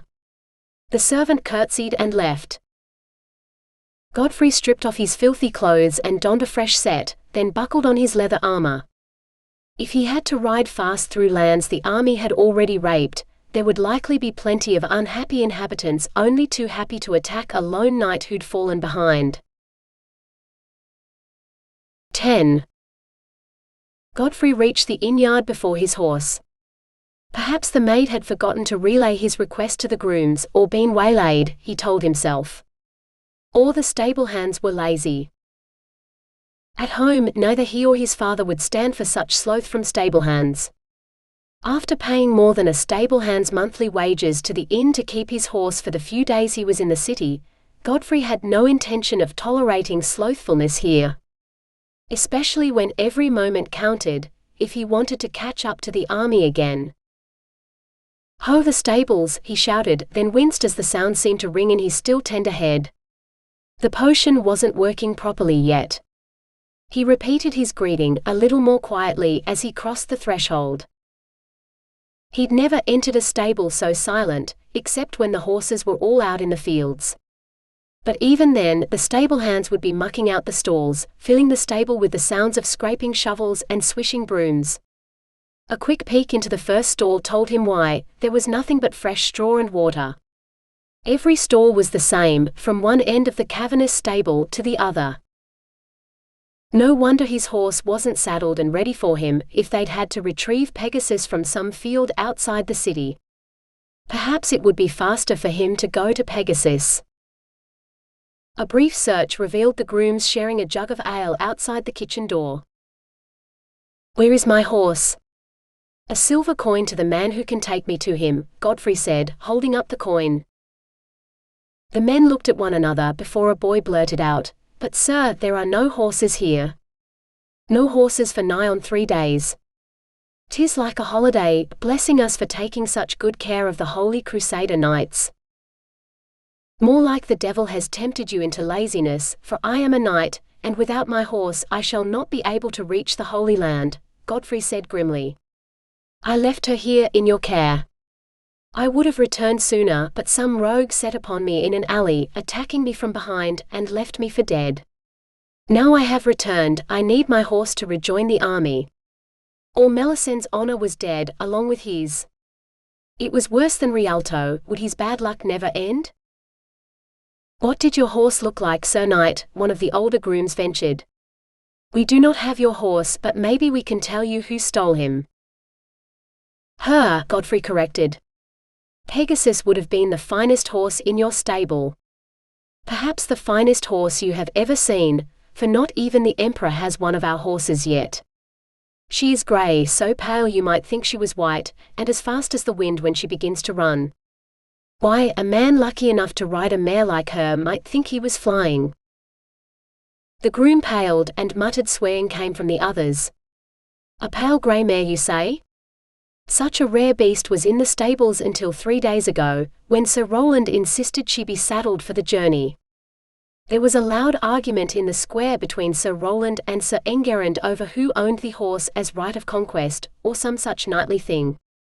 Swords were drawn, and there was quite the battle between the two men before Sir Enguerrand won the victory, and left upon the grey horse. Sir Roland was wounded, but he rode out an hour later on another, lesser beast. Did none of them have a shred of honor between them?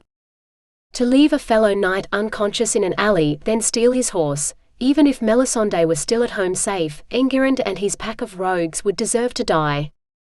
No, he swore that Enguerrand and Roland would be the first to taste his blade. But in order to do that, he would need to catch them first. And in order to catch them, he would need a horse as swift as Pegasus. "I need a horse. Not any old nag, but one that can run all day without tiring and wake the next day to do it again. One that will take me to the army and the men who stole from me." Another groom shook his head. "You will find no such horse in the city. The Crusader knights bought every horse they could find, and even a few lame donkeys. The only mounts left in the city are children's toys." "All the ones in the Emperor's stable," the boy piped up. "I heard he posted extra guards to keep the army out.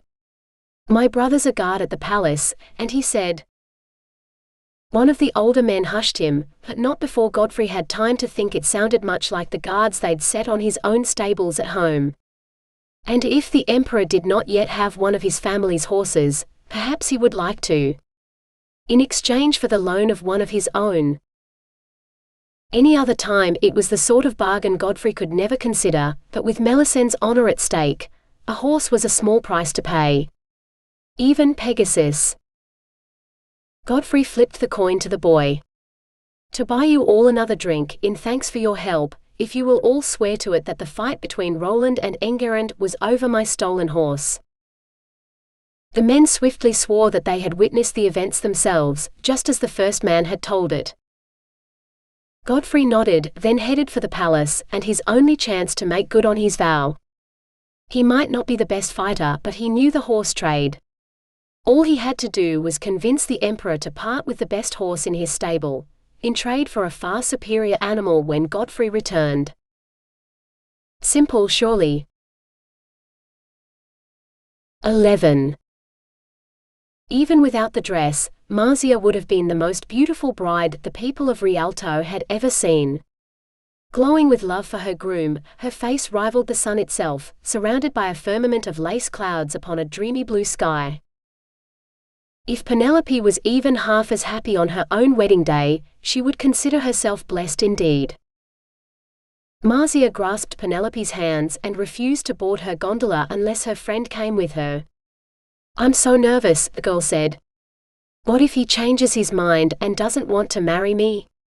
What if—" Penelope spent most of the trip across the lagoon soothing Marsia's fears, which didn't fade until she spotted Marco outside the church. Marco's thoughts were so loud Penelope could hear him clear across the campo before they'd even docked. The man vowed he would kill anyone who came between him and Marsia, and that death would be slow and torturous should anyone try to take his bride away from him. She was his, and tonight he was going to. Penelope bit down hard on her lip, willing the magic in her veins to silence her gift, if only for a little while, so she did not see Marco's plans for his bride in their bedchamber tonight. By the time her lips stopped bleeding, they were inside the church and listening to the priest perform the marriage ceremony. Luckily, most of the people present were thinking about their own weddings, whether in the past or the future, if they weren't listening to the priest. Sometimes her gift was a blessing, but at other times it seemed more of a curse. Most other witches paid a blood price to cast their spells or use their talents, while her gift let her listen to others' thoughts until she paid a blood price to stop it, a sweet silence that never lasted long enough. But now, her father's thoughts wandered from the wedding to her and what her future might hold. Aachen Bizes, or some merchant prince here at home? He kept returning to Prince Alexios of Bizes, because an alliance between the Emperor of Bizes and the Duke of Rialto might free the Rialtine prisoners the Emperor held in his dungeons even now. But with Prince Otto's father so rich, he would take her without a dowry, which he might have to, given what foolishness her brothers had invested it in. Penelope blinked. She'd known her father had set aside a substantial dowry for her, and she'd also known about her brother's northern expedition. Orso's idea she knew, but only now did she realize that Pietro had persuaded her father to take her dowry money to finance it, and now they'd lost it all. Instead of bringing home expensive furs from the icy northern wastes, the ships had been taken by pirates, never to be seen again. So she might not marry at all or be forced to go north to Aachen and never see the waters of home again. Because the merchant prince her father had in mind for her had been Marco, if the man had rejected Marsia the way everyone had expected. Except, Marco was very much a man in love, kissing his bride so tenderly more than one girl thought she might swoon. Otto or Alexios then, Penelope told herself. Or no one at all. Bleakness opened up a terrible aching hole in her heart. Penelope would be alone all her life, and the sort of love radiating out of Marco and Marsia was something she would never know. Oh, what a miserable thought. She should be ashamed of herself, thinking such maudlin things on this joyous day. Perhaps that was why her gift was so arse-about compared to everyone else. Instead of silencing the joy and fond memories around her, she opened herself to them, pouring that shared joy into the void she had no need to feel. Today, her friend married the man she loved, a man who loved her more than anyone else in the world. Tonight, in the privacy of her bed, Penelope might mourn if she wished that she would never find such happiness. Few people would, so to see it before her now, it warmed her heart. And whether she went to Bizes or Aachen or anywhere, she would keep the memory of this day close. Because if her father married her off for a foreign alliance, he did so to keep Marsia and all the other girls like her safe. Men went away to fight, how would her fate be any different? Penelope had no right to be a coward, when the price of her sacrifice might be lasting peace. As long as she had all she needed to turn simple thread into clothing that earned its wearer the kind of envy Marsia garnered today, she could make a life anywhere. 12. Godfrey eyed the long line of petitioners before him and swallowed. They stretched the length of the enormous throne room and down the steps to the square outside. He'd be lucky to enter the throne room today, let alone speak to Emperor Manuel. But what other choice did he have? He settled in for a long wait. Climbing the stairs took an hour, and when he reached the throne room, he realized why. Petitioners were heard by a row of men who stood at the base of the dais where the emperor's throne sat. The emperor himself looked half asleep, stirring only to wave an indolent hand when one of the men addressed him. No matter what the verdict was, a number of guards would surround the petitioner, who either strode off with them in a sort of stunned disbelief, or screamed and fought while the guards carried him away. The previous emperor ordered his own brother's eyes to be plucked out when he offended him. Hell might be preferable to the things that go on in these dungeons, the man in front of Godfrey whispered to his companion. Godfrey uttered a silent prayer that his petition would not see him sent to the emperor's dungeons. The last petitioner that His Imperial Majesty will hear today, Lord Valerio of Rialto, the herald announced. Godfrey's heart sank. If he didn't get a horse from the emperor today, he'd never catch up to the army. Shoulders slumped, he turned to leave the throne room. A voice boomed out, louder than even the herald. Your Imperial Majesty, lords and ladies of the court, I am Lord Valerio of Rialto, a magician of great power, and I call on all of you to bear witness to my pledge to use my powers in service of His Imperial Majesty, Emperor Manuel. Silence fell across the room as everyone turned to see the magician. Even Godfrey paused on the threshold to listen. The crowd was too thick for him to see the Rialto magician. But he did see the emperor wake from his torpor. What manner of magic? The emperor rumbled. The power of flight. Murmurings and whisperings swept through the room as every man asked his neighbor whether they had heard true. Show me, the emperor demanded, rising to his feet. The enchanted beast is in the square outside, and I will be only too happy to give your Imperial Majesty a demonstration, Lord Valerio said. The crowd parted and Godfrey glimpsed a man in Rialto-style robes hurrying toward him, the emperor striding behind. Godfrey slipped out the door, setting his back to the wall at the top of the steps, staying out of the way whilst making sure he could see what happened next. The magician trotted down the steps, stopping when he reached a crude wooden statue of a horse. He spread his arms wide. Behold, the legendary Enchanted Horse, destroyer of cities. Since an ancient wizard, my ancestor, first constructed it to bring about the fall of ancient Ilium. Several people in the square tittered at this impossible claim.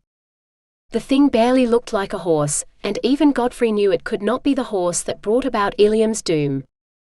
The horse of legend had carried troops secretly into the city, so that they might open the gates to let the invading army in. This wooden thing, though it might be the size of a real horse, didn't look like it could fit a single man inside it. The fake magician was destined for the dungeons, Godfrey was sure of it. As if reading his thoughts, a squad of guards approached the man and his crude horse. Allow me to show you its power, the magician said, leaping upon the horse's back. All right, it could carry one man, maybe two like that, but still there was the matter of it moving. The magician leaned over the horse's neck to touch the place where a bridle might go on a real horse. Screams erupted from the crowd. It took Godfrey a moment to see why. The horse's hooves had risen from the ground to stand on nothing but air, and still the thing lifted higher. Behold, the enchanted horse, the magician roared as he rose level with the steps, then the roof and up into the air itself. Godfrey couldn't seem to close his mouth. It was magic, it had to be. However crude its appearance, a flying horse could indeed sneak men into a city. Free as a bird, they could simply fly over the mighty walls, for Ilium's walls had been legend, surpassed only by the ramparts encircling Bizes today. Anyone who possessed such a horse could come and go as they pleased, armies and walls notwithstanding. The man who owned it would be unstoppable. When the magician and his horse landed on the ground, the emperor himself stepped through the doors to stand on the top step, only a few yards from Godfrey. Godfrey held his breath, not daring to move. Guards held the crowd back both inside and out, yet in his spot, half hidden by the throne room doors, he'd gone unnoticed. If he could keep it that way just a little longer. "Give me that horse," the emperor demanded. For a moment Godfrey was reminded of his toddler nephew, from the emperor's tone right down to his reaching hand. A comical thing to see from a man old enough to be his father, yet no one laughed. The magician smiled as he dismounted, then bowed fussily at the emperor's feet. "I would gladly make it my gift to you, your imperial majesty, but to part with such a precious family heirloom, I would be a fool indeed. But I might be willing to trade for it." "What do you want?" There was no trace of the toddler now. Something in the emperor's tone sent a shiver down Godfrey's spine. This was a man who liked torture. A man who would never trade for something he might simply take. Somehow the magician missed the danger. "I would not part with a family heirloom to anyone who is not family. But if you were to give me your daughter to be my wife, this grateful groom might be willing to give this priceless horse as a gift to his father-in-law." The emperor spluttered, then recovered so quickly Godfrey thought he'd imagined it. "Take the impudent wretch to the dungeons," the emperor said. No less than 6 guards closed in on the magician, seizing him before he could return to his horse. They started to carry him away. "Any man who touches that horse who is not part of my family, will suffer the most terrible curse. Him and every descendant fate allows the misfortune of being born in his bloodline," the magician howled. The crowd edged away from the horse. "Put the horse in my stable," the emperor ordered. The remaining guards didn't move. "Is no man brave enough to touch that hunk of wood? It's not even a real horse, it's not like it can bite," the emperor said. "Surely someone can ride it." Against all odds, the emperor himself was offering the only horse who might be able to catch the crusaders. Madness made the decision for him. "I can," Godfrey said. "I am Sir Godfrey of Marischal. My father's barony is home to the greatest horses in the world. I have never met a horse I could not handle, and this will not be the first." He reached the bottom of the steps, then turned and bowed deeply to the emperor. "At your service, your imperial majesty." "Very well, Sir Knight. Show us your prowess." Praying that his momentary madness would not get him killed or cursed, Godfrey forced himself to head toward the horse. There were no stirrups or saddle, but a faint indentation where a stirrup might have hung was enough to help him onto the horse's back. The wood had been rubbed smooth by age or countless riders, but he could still faintly see that the horse had originally been more lifelike. Now the ears were worn down to mere nubs, and the carved mane was all but invisible to all but his probing fingers as he sought whatever the magician had touched on the horse's neck, to make it fly. Nothing but worn wood and the increasingly impatient emperor about to order his guards to take Godfrey to the dungeons too. Godfrey wished he'd had time to win back Melisend's honor, to bring justice to the men who had killed her and stolen his horse, and to complete the crusade that would save his soul and the Holy Land too. If he could have done all that, then maybe he could have returned to Rialto to resume trade with Lord Sebastiano and see his enchanting daughter one more time. Lady Penelope. He breathed her name like a prayer as the image of her angelic face filled his mind. Then his probing fingers touched something sharp and metallic hidden at the horse's throat, drawing blood as he yelped in pain. Shouts rose up around him, but the sound faded as he focused on his last memory of Lady Penelope. If he was to die today, he would die dreaming of her. 13. Fat Tuesday, the final day of Carnevale, and for the first time, Penelope fully felt the weight of the day. Oh, not its religious significance, nothing so spiritual. No, she felt full to bursting from Marzia and Marco's wedding feast. Glutted on good spirits, she didn't dare drink another cup of wine, lest she lose her wits entirely. She should return to the convent. A short voyage on the lagoon with the ocean breeze should clear her head. No one would notice her absence. Not even Marzia beamed at her. "Are you ready for the trial? My Marco insists we must all go to the Campo San Marco to see the pigs and bulls on trial before they are executed, and stay for the feast." The trial was a strange ritual that had begun during Duke Vitali's rule, where a bishop who had raided and looted some Rialto churches was required to make annual reparation, a bull and a dozen pigs, representing himself and his priests, which were subjected to a criminal trial, convicted and then executed by a mob of the people of Rialto. The slaughtered beasts were then roasted and eaten on the spot. Penelope had witnessed one such trial, and never wanted to see another. Normal people's thoughts turned savage, intent on capturing and killing the pigs as they ran about in a panic all around the Campo. If she attended the trial today, she would likely vomit up every bite she'd eaten since breakfast. "Come, we must get to the boats," Marzia said. Marco seized her around the waist and carried her to a gondola, ordering the boatman to make haste. Even as the boat headed away, Marzia beckoned Penelope to follow. Shaking her head, Penelope found a boat willing to take her home to St. Angelo. For the duration of the trip, she breathed in the clean salt air and wished her friend a happy and fruitful marriage. Sooner than she expected, she stepped ashore at St. Angelo, paid the boatman, and headed inside. Blessed quiet enveloped her as the empty convent closed around her. On this last day of indulgence, even the nuns were spending time with their families, preparing for the fast to come on the morrow. Penelope, however, had indulged enough. She unfastened her cloak as she headed for her chamber, where she might lie down just for a moment. The moment her head touched the pillow, sleep claimed her for its own. 14. The sounds of the crowd had grown so faint, it was as though they'd vanished entirely.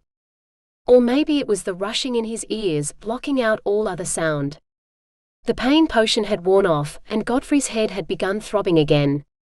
This pain was nothing compared to that which would be inflicted by the Emperor's torturers, when he reached the dungeon. Any moment now the guards would reach him, pull him off the stupid wooden horse and drag him down to the dungeons. Any moment now. But the moment did not come. Godfrey dared to open his eyes. Then squeezed them shut again, praying his eyes were lying to him. Slowly he opened them once more. Mist enveloped him, strange strands that hid both the earth and sky from him, not to mention the crowd and the guards. Then the mist ended, and his breath left him in a panicked shout. Godfrey clung to the horse's neck, as if his life depended on it. For surely it did, floating so high up he could scarcely see the ground. If he lost his grip on the horse, the fall would surely kill him. Below him, the city had gone, to be replaced with ploughed fields ready to bear this year's crops. He was flying. Godfrey sucked a breath into his starved lungs, then another.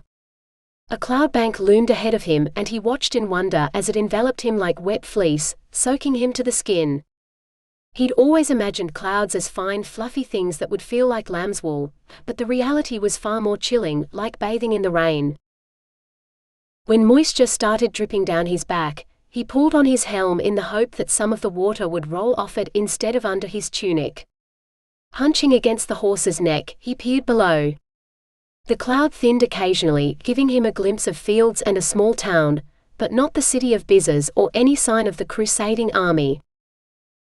He was a fool, far more foolish than the magician who had brought his enchanted horse to court. Godfrey should never have risen to the Emperor's mad challenge.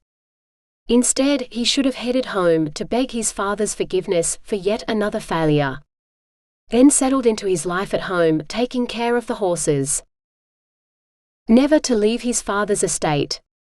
Never to see Lady Penelope again. Did he imagine it, or did the horse speed up? No, he must be imagining it. The beast's wooden legs didn't move. It had but one speed, at which it floated through clouds and open sky, taking him to destinations unknown, where a worse fate likely awaited him than spending his final days in the Emperor's dungeons. Godfrey sighed and hung on. 15. Alone, now and forever, just like Marco had said. The horrible thought jolted Penelope awake, and no matter how much she tried to, she could not shake it. She was alone at St. Angelo, and she would be until the nuns returned in the morning. She reached out for the comforting thoughts of someone, anyone, even a fisherman late out on the lagoon.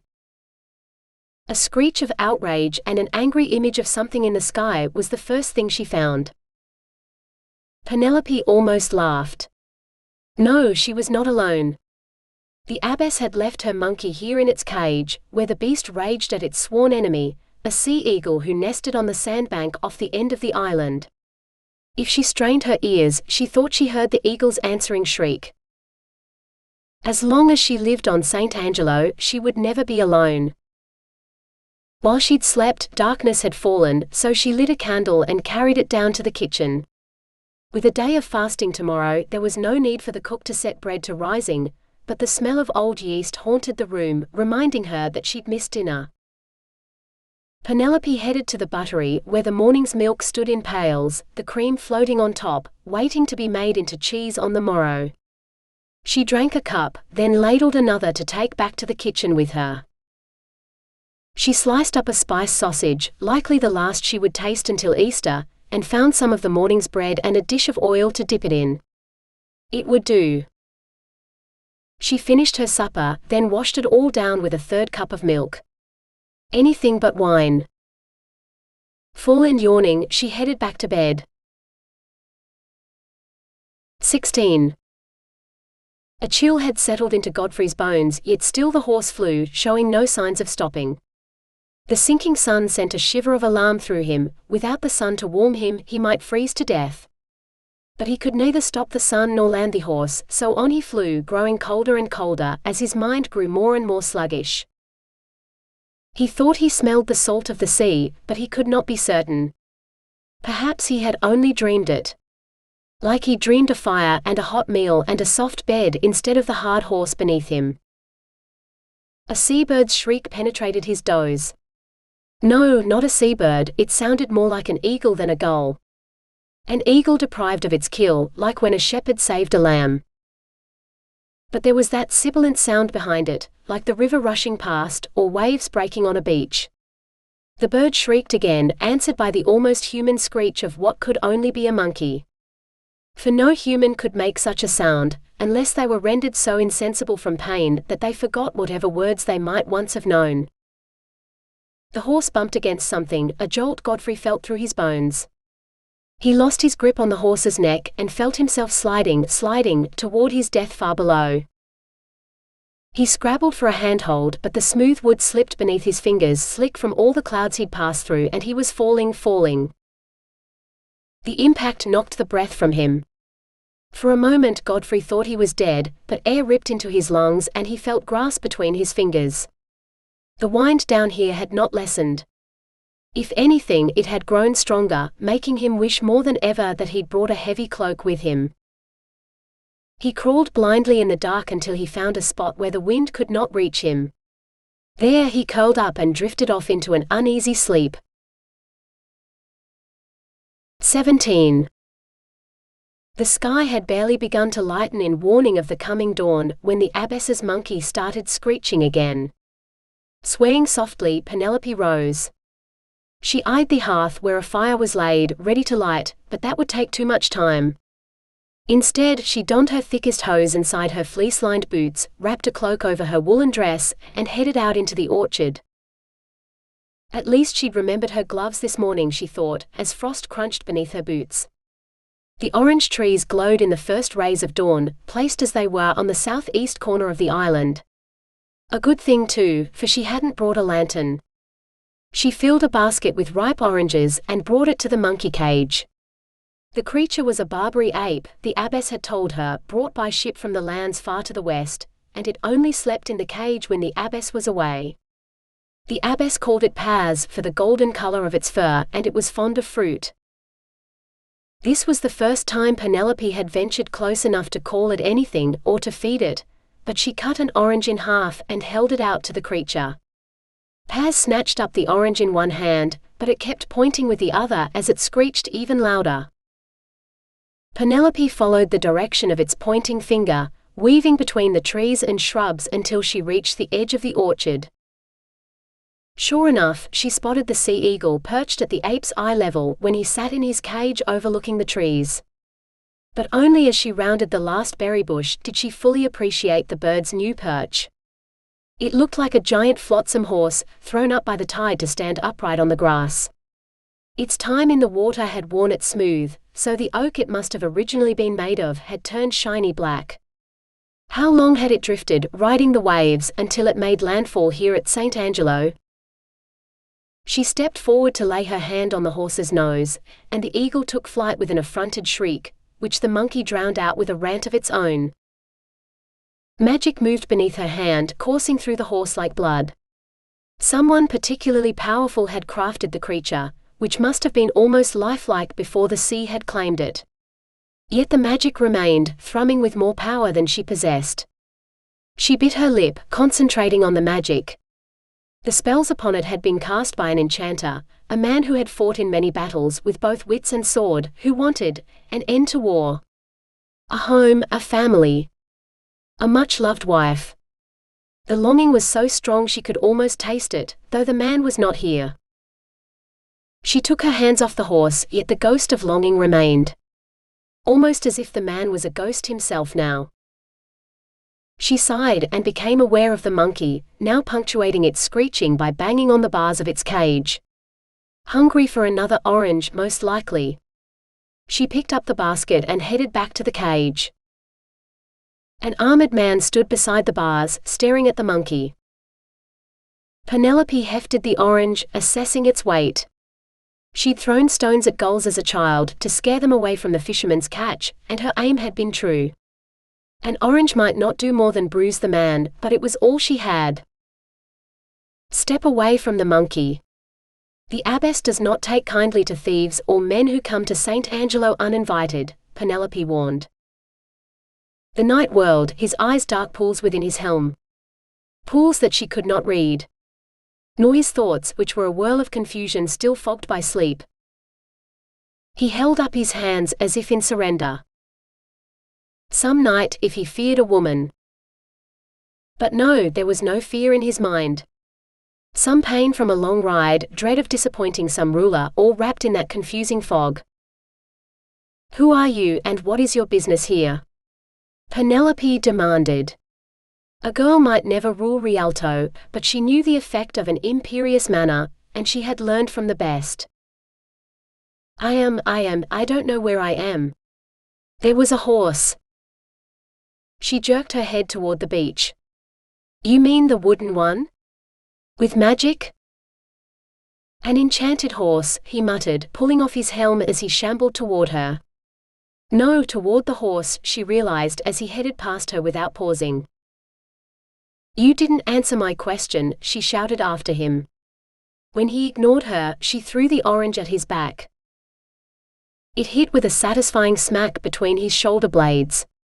He turned, or tried to, getting his legs so tangled that they tripped him. He landed on his face and didn't rise.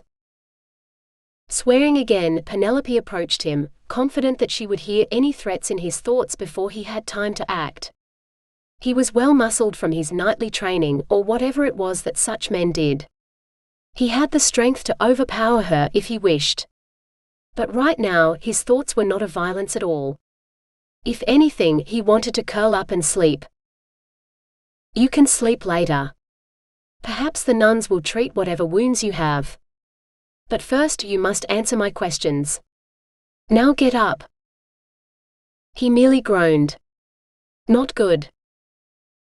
She knelt beside him and shoved until she rolled him onto his side, then his back. The hood of her cloak came off, letting the wind play with her hair, but she ignored it, focusing instead on the injured man before her. His eyes met hers and the recognition was mutual. Lady Penelope. Godfrey? 18. Godfrey managed a sickly smile. Even that hurt. It's Sir Godfrey now, he said. As if it mattered. Knight or not, he would never be good enough for her. She grimaced. So I see. Where are your wounds? She surveyed his body, then looked thoughtful. Turn over so I can see your back. She blushed. She knew his ass hurt from riding that horrible horse. A magical horse she'd recognized as such. Godfrey felt his own face grow red. You truly do read minds. She reared back, moving away from him. Don't be silly. No one can do that. Not without magic they can't, he persisted. That's how you do it, isn't it? It's magic. She stopped dead and turned to face him. There wasn't a shadow of fear in her expression as she hissed, If you so much as think to breathe a word of this to anyone, I will cast a curse on you so cruel you will wish you were dead. He almost laughed. That's what the other guy said he'd do if I touched his horse. Yet here I am. She thrust a finger at the horse. You stole that horse from the sorcerer who made it? All color drained from her face. You have to go before you bring trouble here. Go. She made shooing motions with her hands. The horse's previous owner is in a dungeon in Bizzes. He will not be following anyone anywhere. The Emperor of Bizzes gave the horse to me. Realizing she would sense the lie, he amended it to, well, he asked for someone to ride it. I mounted and it flew me here. Now I need to get it back to him. Somehow. She softened somehow. You slept out here last night? You must be freezing. Come into the kitchen, where you can thaw out in front of the fire while you tell me everything. She held out her hand. He longed to kiss it, but he doubted she wanted his lips on her gloves. She laughed. You and kissing. Mind reader. Of course. She had read his thoughts that day. And seen fit to grant his wish. Kisses from an angel. Come to the kitchen. Whatever Lady Penelope asked, he could not help but obey. So he did. 19.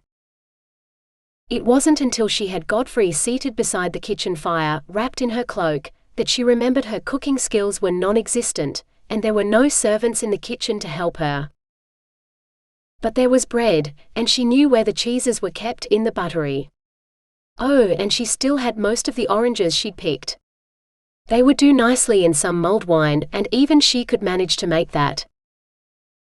That would do to break her fast and his. It was the first day of Lent, after all.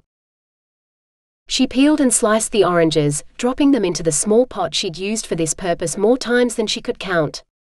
So you're Sir Godfrey now? How did you become a knight? Godfrey shrugged. My father thought it was a suitable occupation for a younger son, who was good with horses. It took a couple of years to get good enough with a sword to be made a knight, that's all. The moment he closed his mouth, he began berating himself for telling her how useless he was. He was a fool. She handed him a slice of orange. I wouldn't call you that. You're the only man clever enough to work out what my gift is. When I first met you, you were more boy than man, and so thin a good ocean breeze might blow you away. 2 years of sword practice has put meat on your bones, and given you more confidence than you possessed back then. I didn't recognize you at first. She smiled and sank her teeth into her own slice.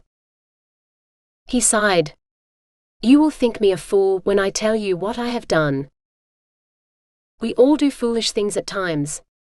It does not follow that we are all fools. She set the pot over the fire and turned to meet his gaze. You have my deepest condolences for the loss of your sister, may God rest her soul.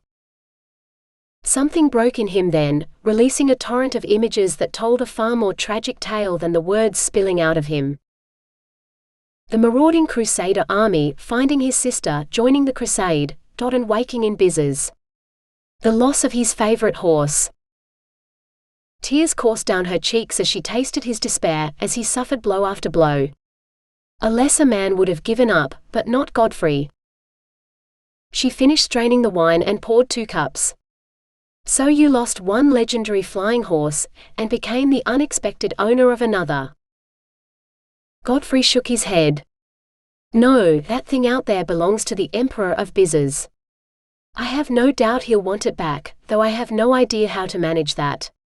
Short of loading it onto a ship headed there. As for heading to the Holy Land to catch the Crusaders who killed my sister, I fear I have lost any chance of that. Why the horse would take me here of all places. Penelope passed him a cup of mulled wine. Perhaps I can help you. Tell me again about the magician, and what you did to make it fly. She sipped from her cup as she let his words wash over her, focusing instead on the images running through his mind. A magician who had touched something on the horse's neck, to fly. Godfrey had pricked his finger too, as if paying a blood price. Is there magic in your family? Your mother or grandmother perhaps, she interrupted. It was rare for magic to manifest in men, but not unheard of. Men might carry magic in their bloodline, passing it on to their children and grandchildren, but it was girls who tended to show signs of extraordinary gifts from it. My mother and maybe my sister, Godfrey admitted. If she and Godfrey had a daughter, she would definitely be a witch. Penelope almost choked at the thought. Thank heaven she was the mind reader and not Godfrey. I could take a look at your horse and see if I can help you get it to fly again, she said. His eyes lit up. Would you? Hope kindled within him. Hope that he might be able to catch the Crusaders, save his sister's honor and avenge her. He would die, Penelope knew with a certainty she could not explain. If he fought 4 knights again, or even one of them, he would die. There were enough fools and wicked men in the world. To lose one good man on a fool's errand, no. The world needed good men. But I would have to come with you, she added.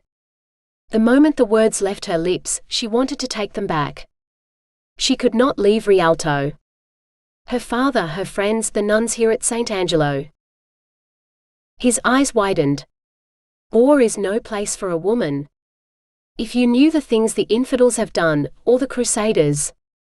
He fell silent as he realized she'd seen it all in his thoughts. How can you bear to see such things and not be frightened, he whispered. She wet her lips. Slave ships. When northern armies take prisoners, they bring them here in chains, to be shipped to wherever slaves fetch the best price. I hear, all their thoughts. What they have already suffered. What life is like on the slave ships. What fate awaits them. She shuddered. By all that's holy. Godfrey reached out, as though he wanted to take her in his arms and comfort her, but he did not dare. The Emperor of Bizes took thousands of Rialto citizens prisoner, and they languish in his dungeons still. Ordinary citizens, merchants and their families, who lived in Bizes until the Emperor's troops dragged them from their homes and seized everything they owned. She swallowed. The previous Duke, Vitali, was supposed to go to war against Bizes to rescue them, but he went crusading first and lost most of his men. Too many to take Bizes. My father is Duke now, and he promised to bring our people peace. So that our captured citizens are not sent to the slave ships next. And he hopes that if I marry one of the Emperor's sons, he will let our people go. She let out a breath she hadn't known she'd been holding. Before Godfrey could say anything more, she continued, I will help you with your horse if you will take me to Bizes, so I can see the truth for myself. Whether our people are still alive, and whether I can save them. Because if she knew she could truly save them, she would no longer be a coward. She would tell her father to make the match, and marry her off to some faraway prince. Even if she couldn't save them, she would save Godfrey from dying in a crusade. Madness had stolen her wits, she was sure of it. She'd never left Rialto. To travel to Bizes, the imperial capital, with a man she barely knew. A man currently staring at her with awe in his eyes. He'd thought her an angel before, but now he was certain. I will take you anywhere you wish. I will defend you and your honor with my life. And I swear upon my sister's memory, I will see you safely home when your work in business is done." He meant every word. Only a coward would refuse him. A coward who wanted to go back to her weaving, and not worry about the rest of the world. She held out her hand. "Then we have an accord, Sir Godfrey. Give me a moment to pack some provisions for the journey, and then we shall depart, without anyone the wiser. We'll be back before anyone has a chance to notice my absence." 20. Godfrey followed Lady Penelope out to the garden, where he'd left the enchanted horse. She didn't stop until she stood beside it. "How do I get on it?" she asked. He showed her the step cut in the horse's side, offering his knee to help her climb high enough to reach it. "You look like a natural," he said when she settled onto the horse's back. She laughed. "Don't lie, Sir Godfrey. I look like what I am, a nervous rider, her first time ever sitting upon a horse." He didn't dare argue. Instead, he swung up behind her. Thank all that was holy for his armor, for without it, her body would be pressed against his, and he could not help his thoughts from wandering to where they shouldn't. "This is hardly the time to think about kissing, Sir Godfrey," she said. "How two people could do such a thing while riding on horseback, it is impossible, I am sure." He busied himself with tying her sack of provisions to the horse's otherwise useless tail. "Ready?" she asked. "Now, if memory serves correctly, you pricked your finger on a nail on the horse's neck, pictured your heart's desire, and the horse flew you here." Godfrey felt his face redden. He knew he did not deserve her, was not worthy to be her husband, but any man who knew her could hardly help but love Lady Penelope. Surely she knew that. She laughed again, then stopped abruptly. "I'm not laughing at you. But if you knew, most men do not like me. They fear me, finding my eyes too knowing for their liking. If they knew I could read their every thought, they would kill me for sure. It is a rare man indeed who truly values a woman above his own desires. You underestimate your worth, Sir Godfrey." More likely she overestimated it, out of the goodness of her heart, but he did not say it. She would be a business princess, possibly one day the empress, and he was a mere baron's son. She did him more honor than he deserved, allowing him to be her knight protector on her visit to Bizzers. She leaned over, feeling for the protruding nail. A sharp intake of breath told him she'd found it, and he watched in wonder as the horse rose smoothly from the ground. Higher and higher they went, until the whole lagoon spread out beneath them. "I've never seen it like this before. So beautiful," she breathed. The horse stayed where it was, floating just beneath the clouds, as if she had no greater desire than to feast her eyes on the splendor of her home. On his first flight, he'd been too afraid of falling to admire the view. Lady Penelope was indeed a wonder. "My valiant knight protector won't let me fall," she said softly, before directing her gaze across the water. "Now on to Bizzers." At her command, the horse began to move.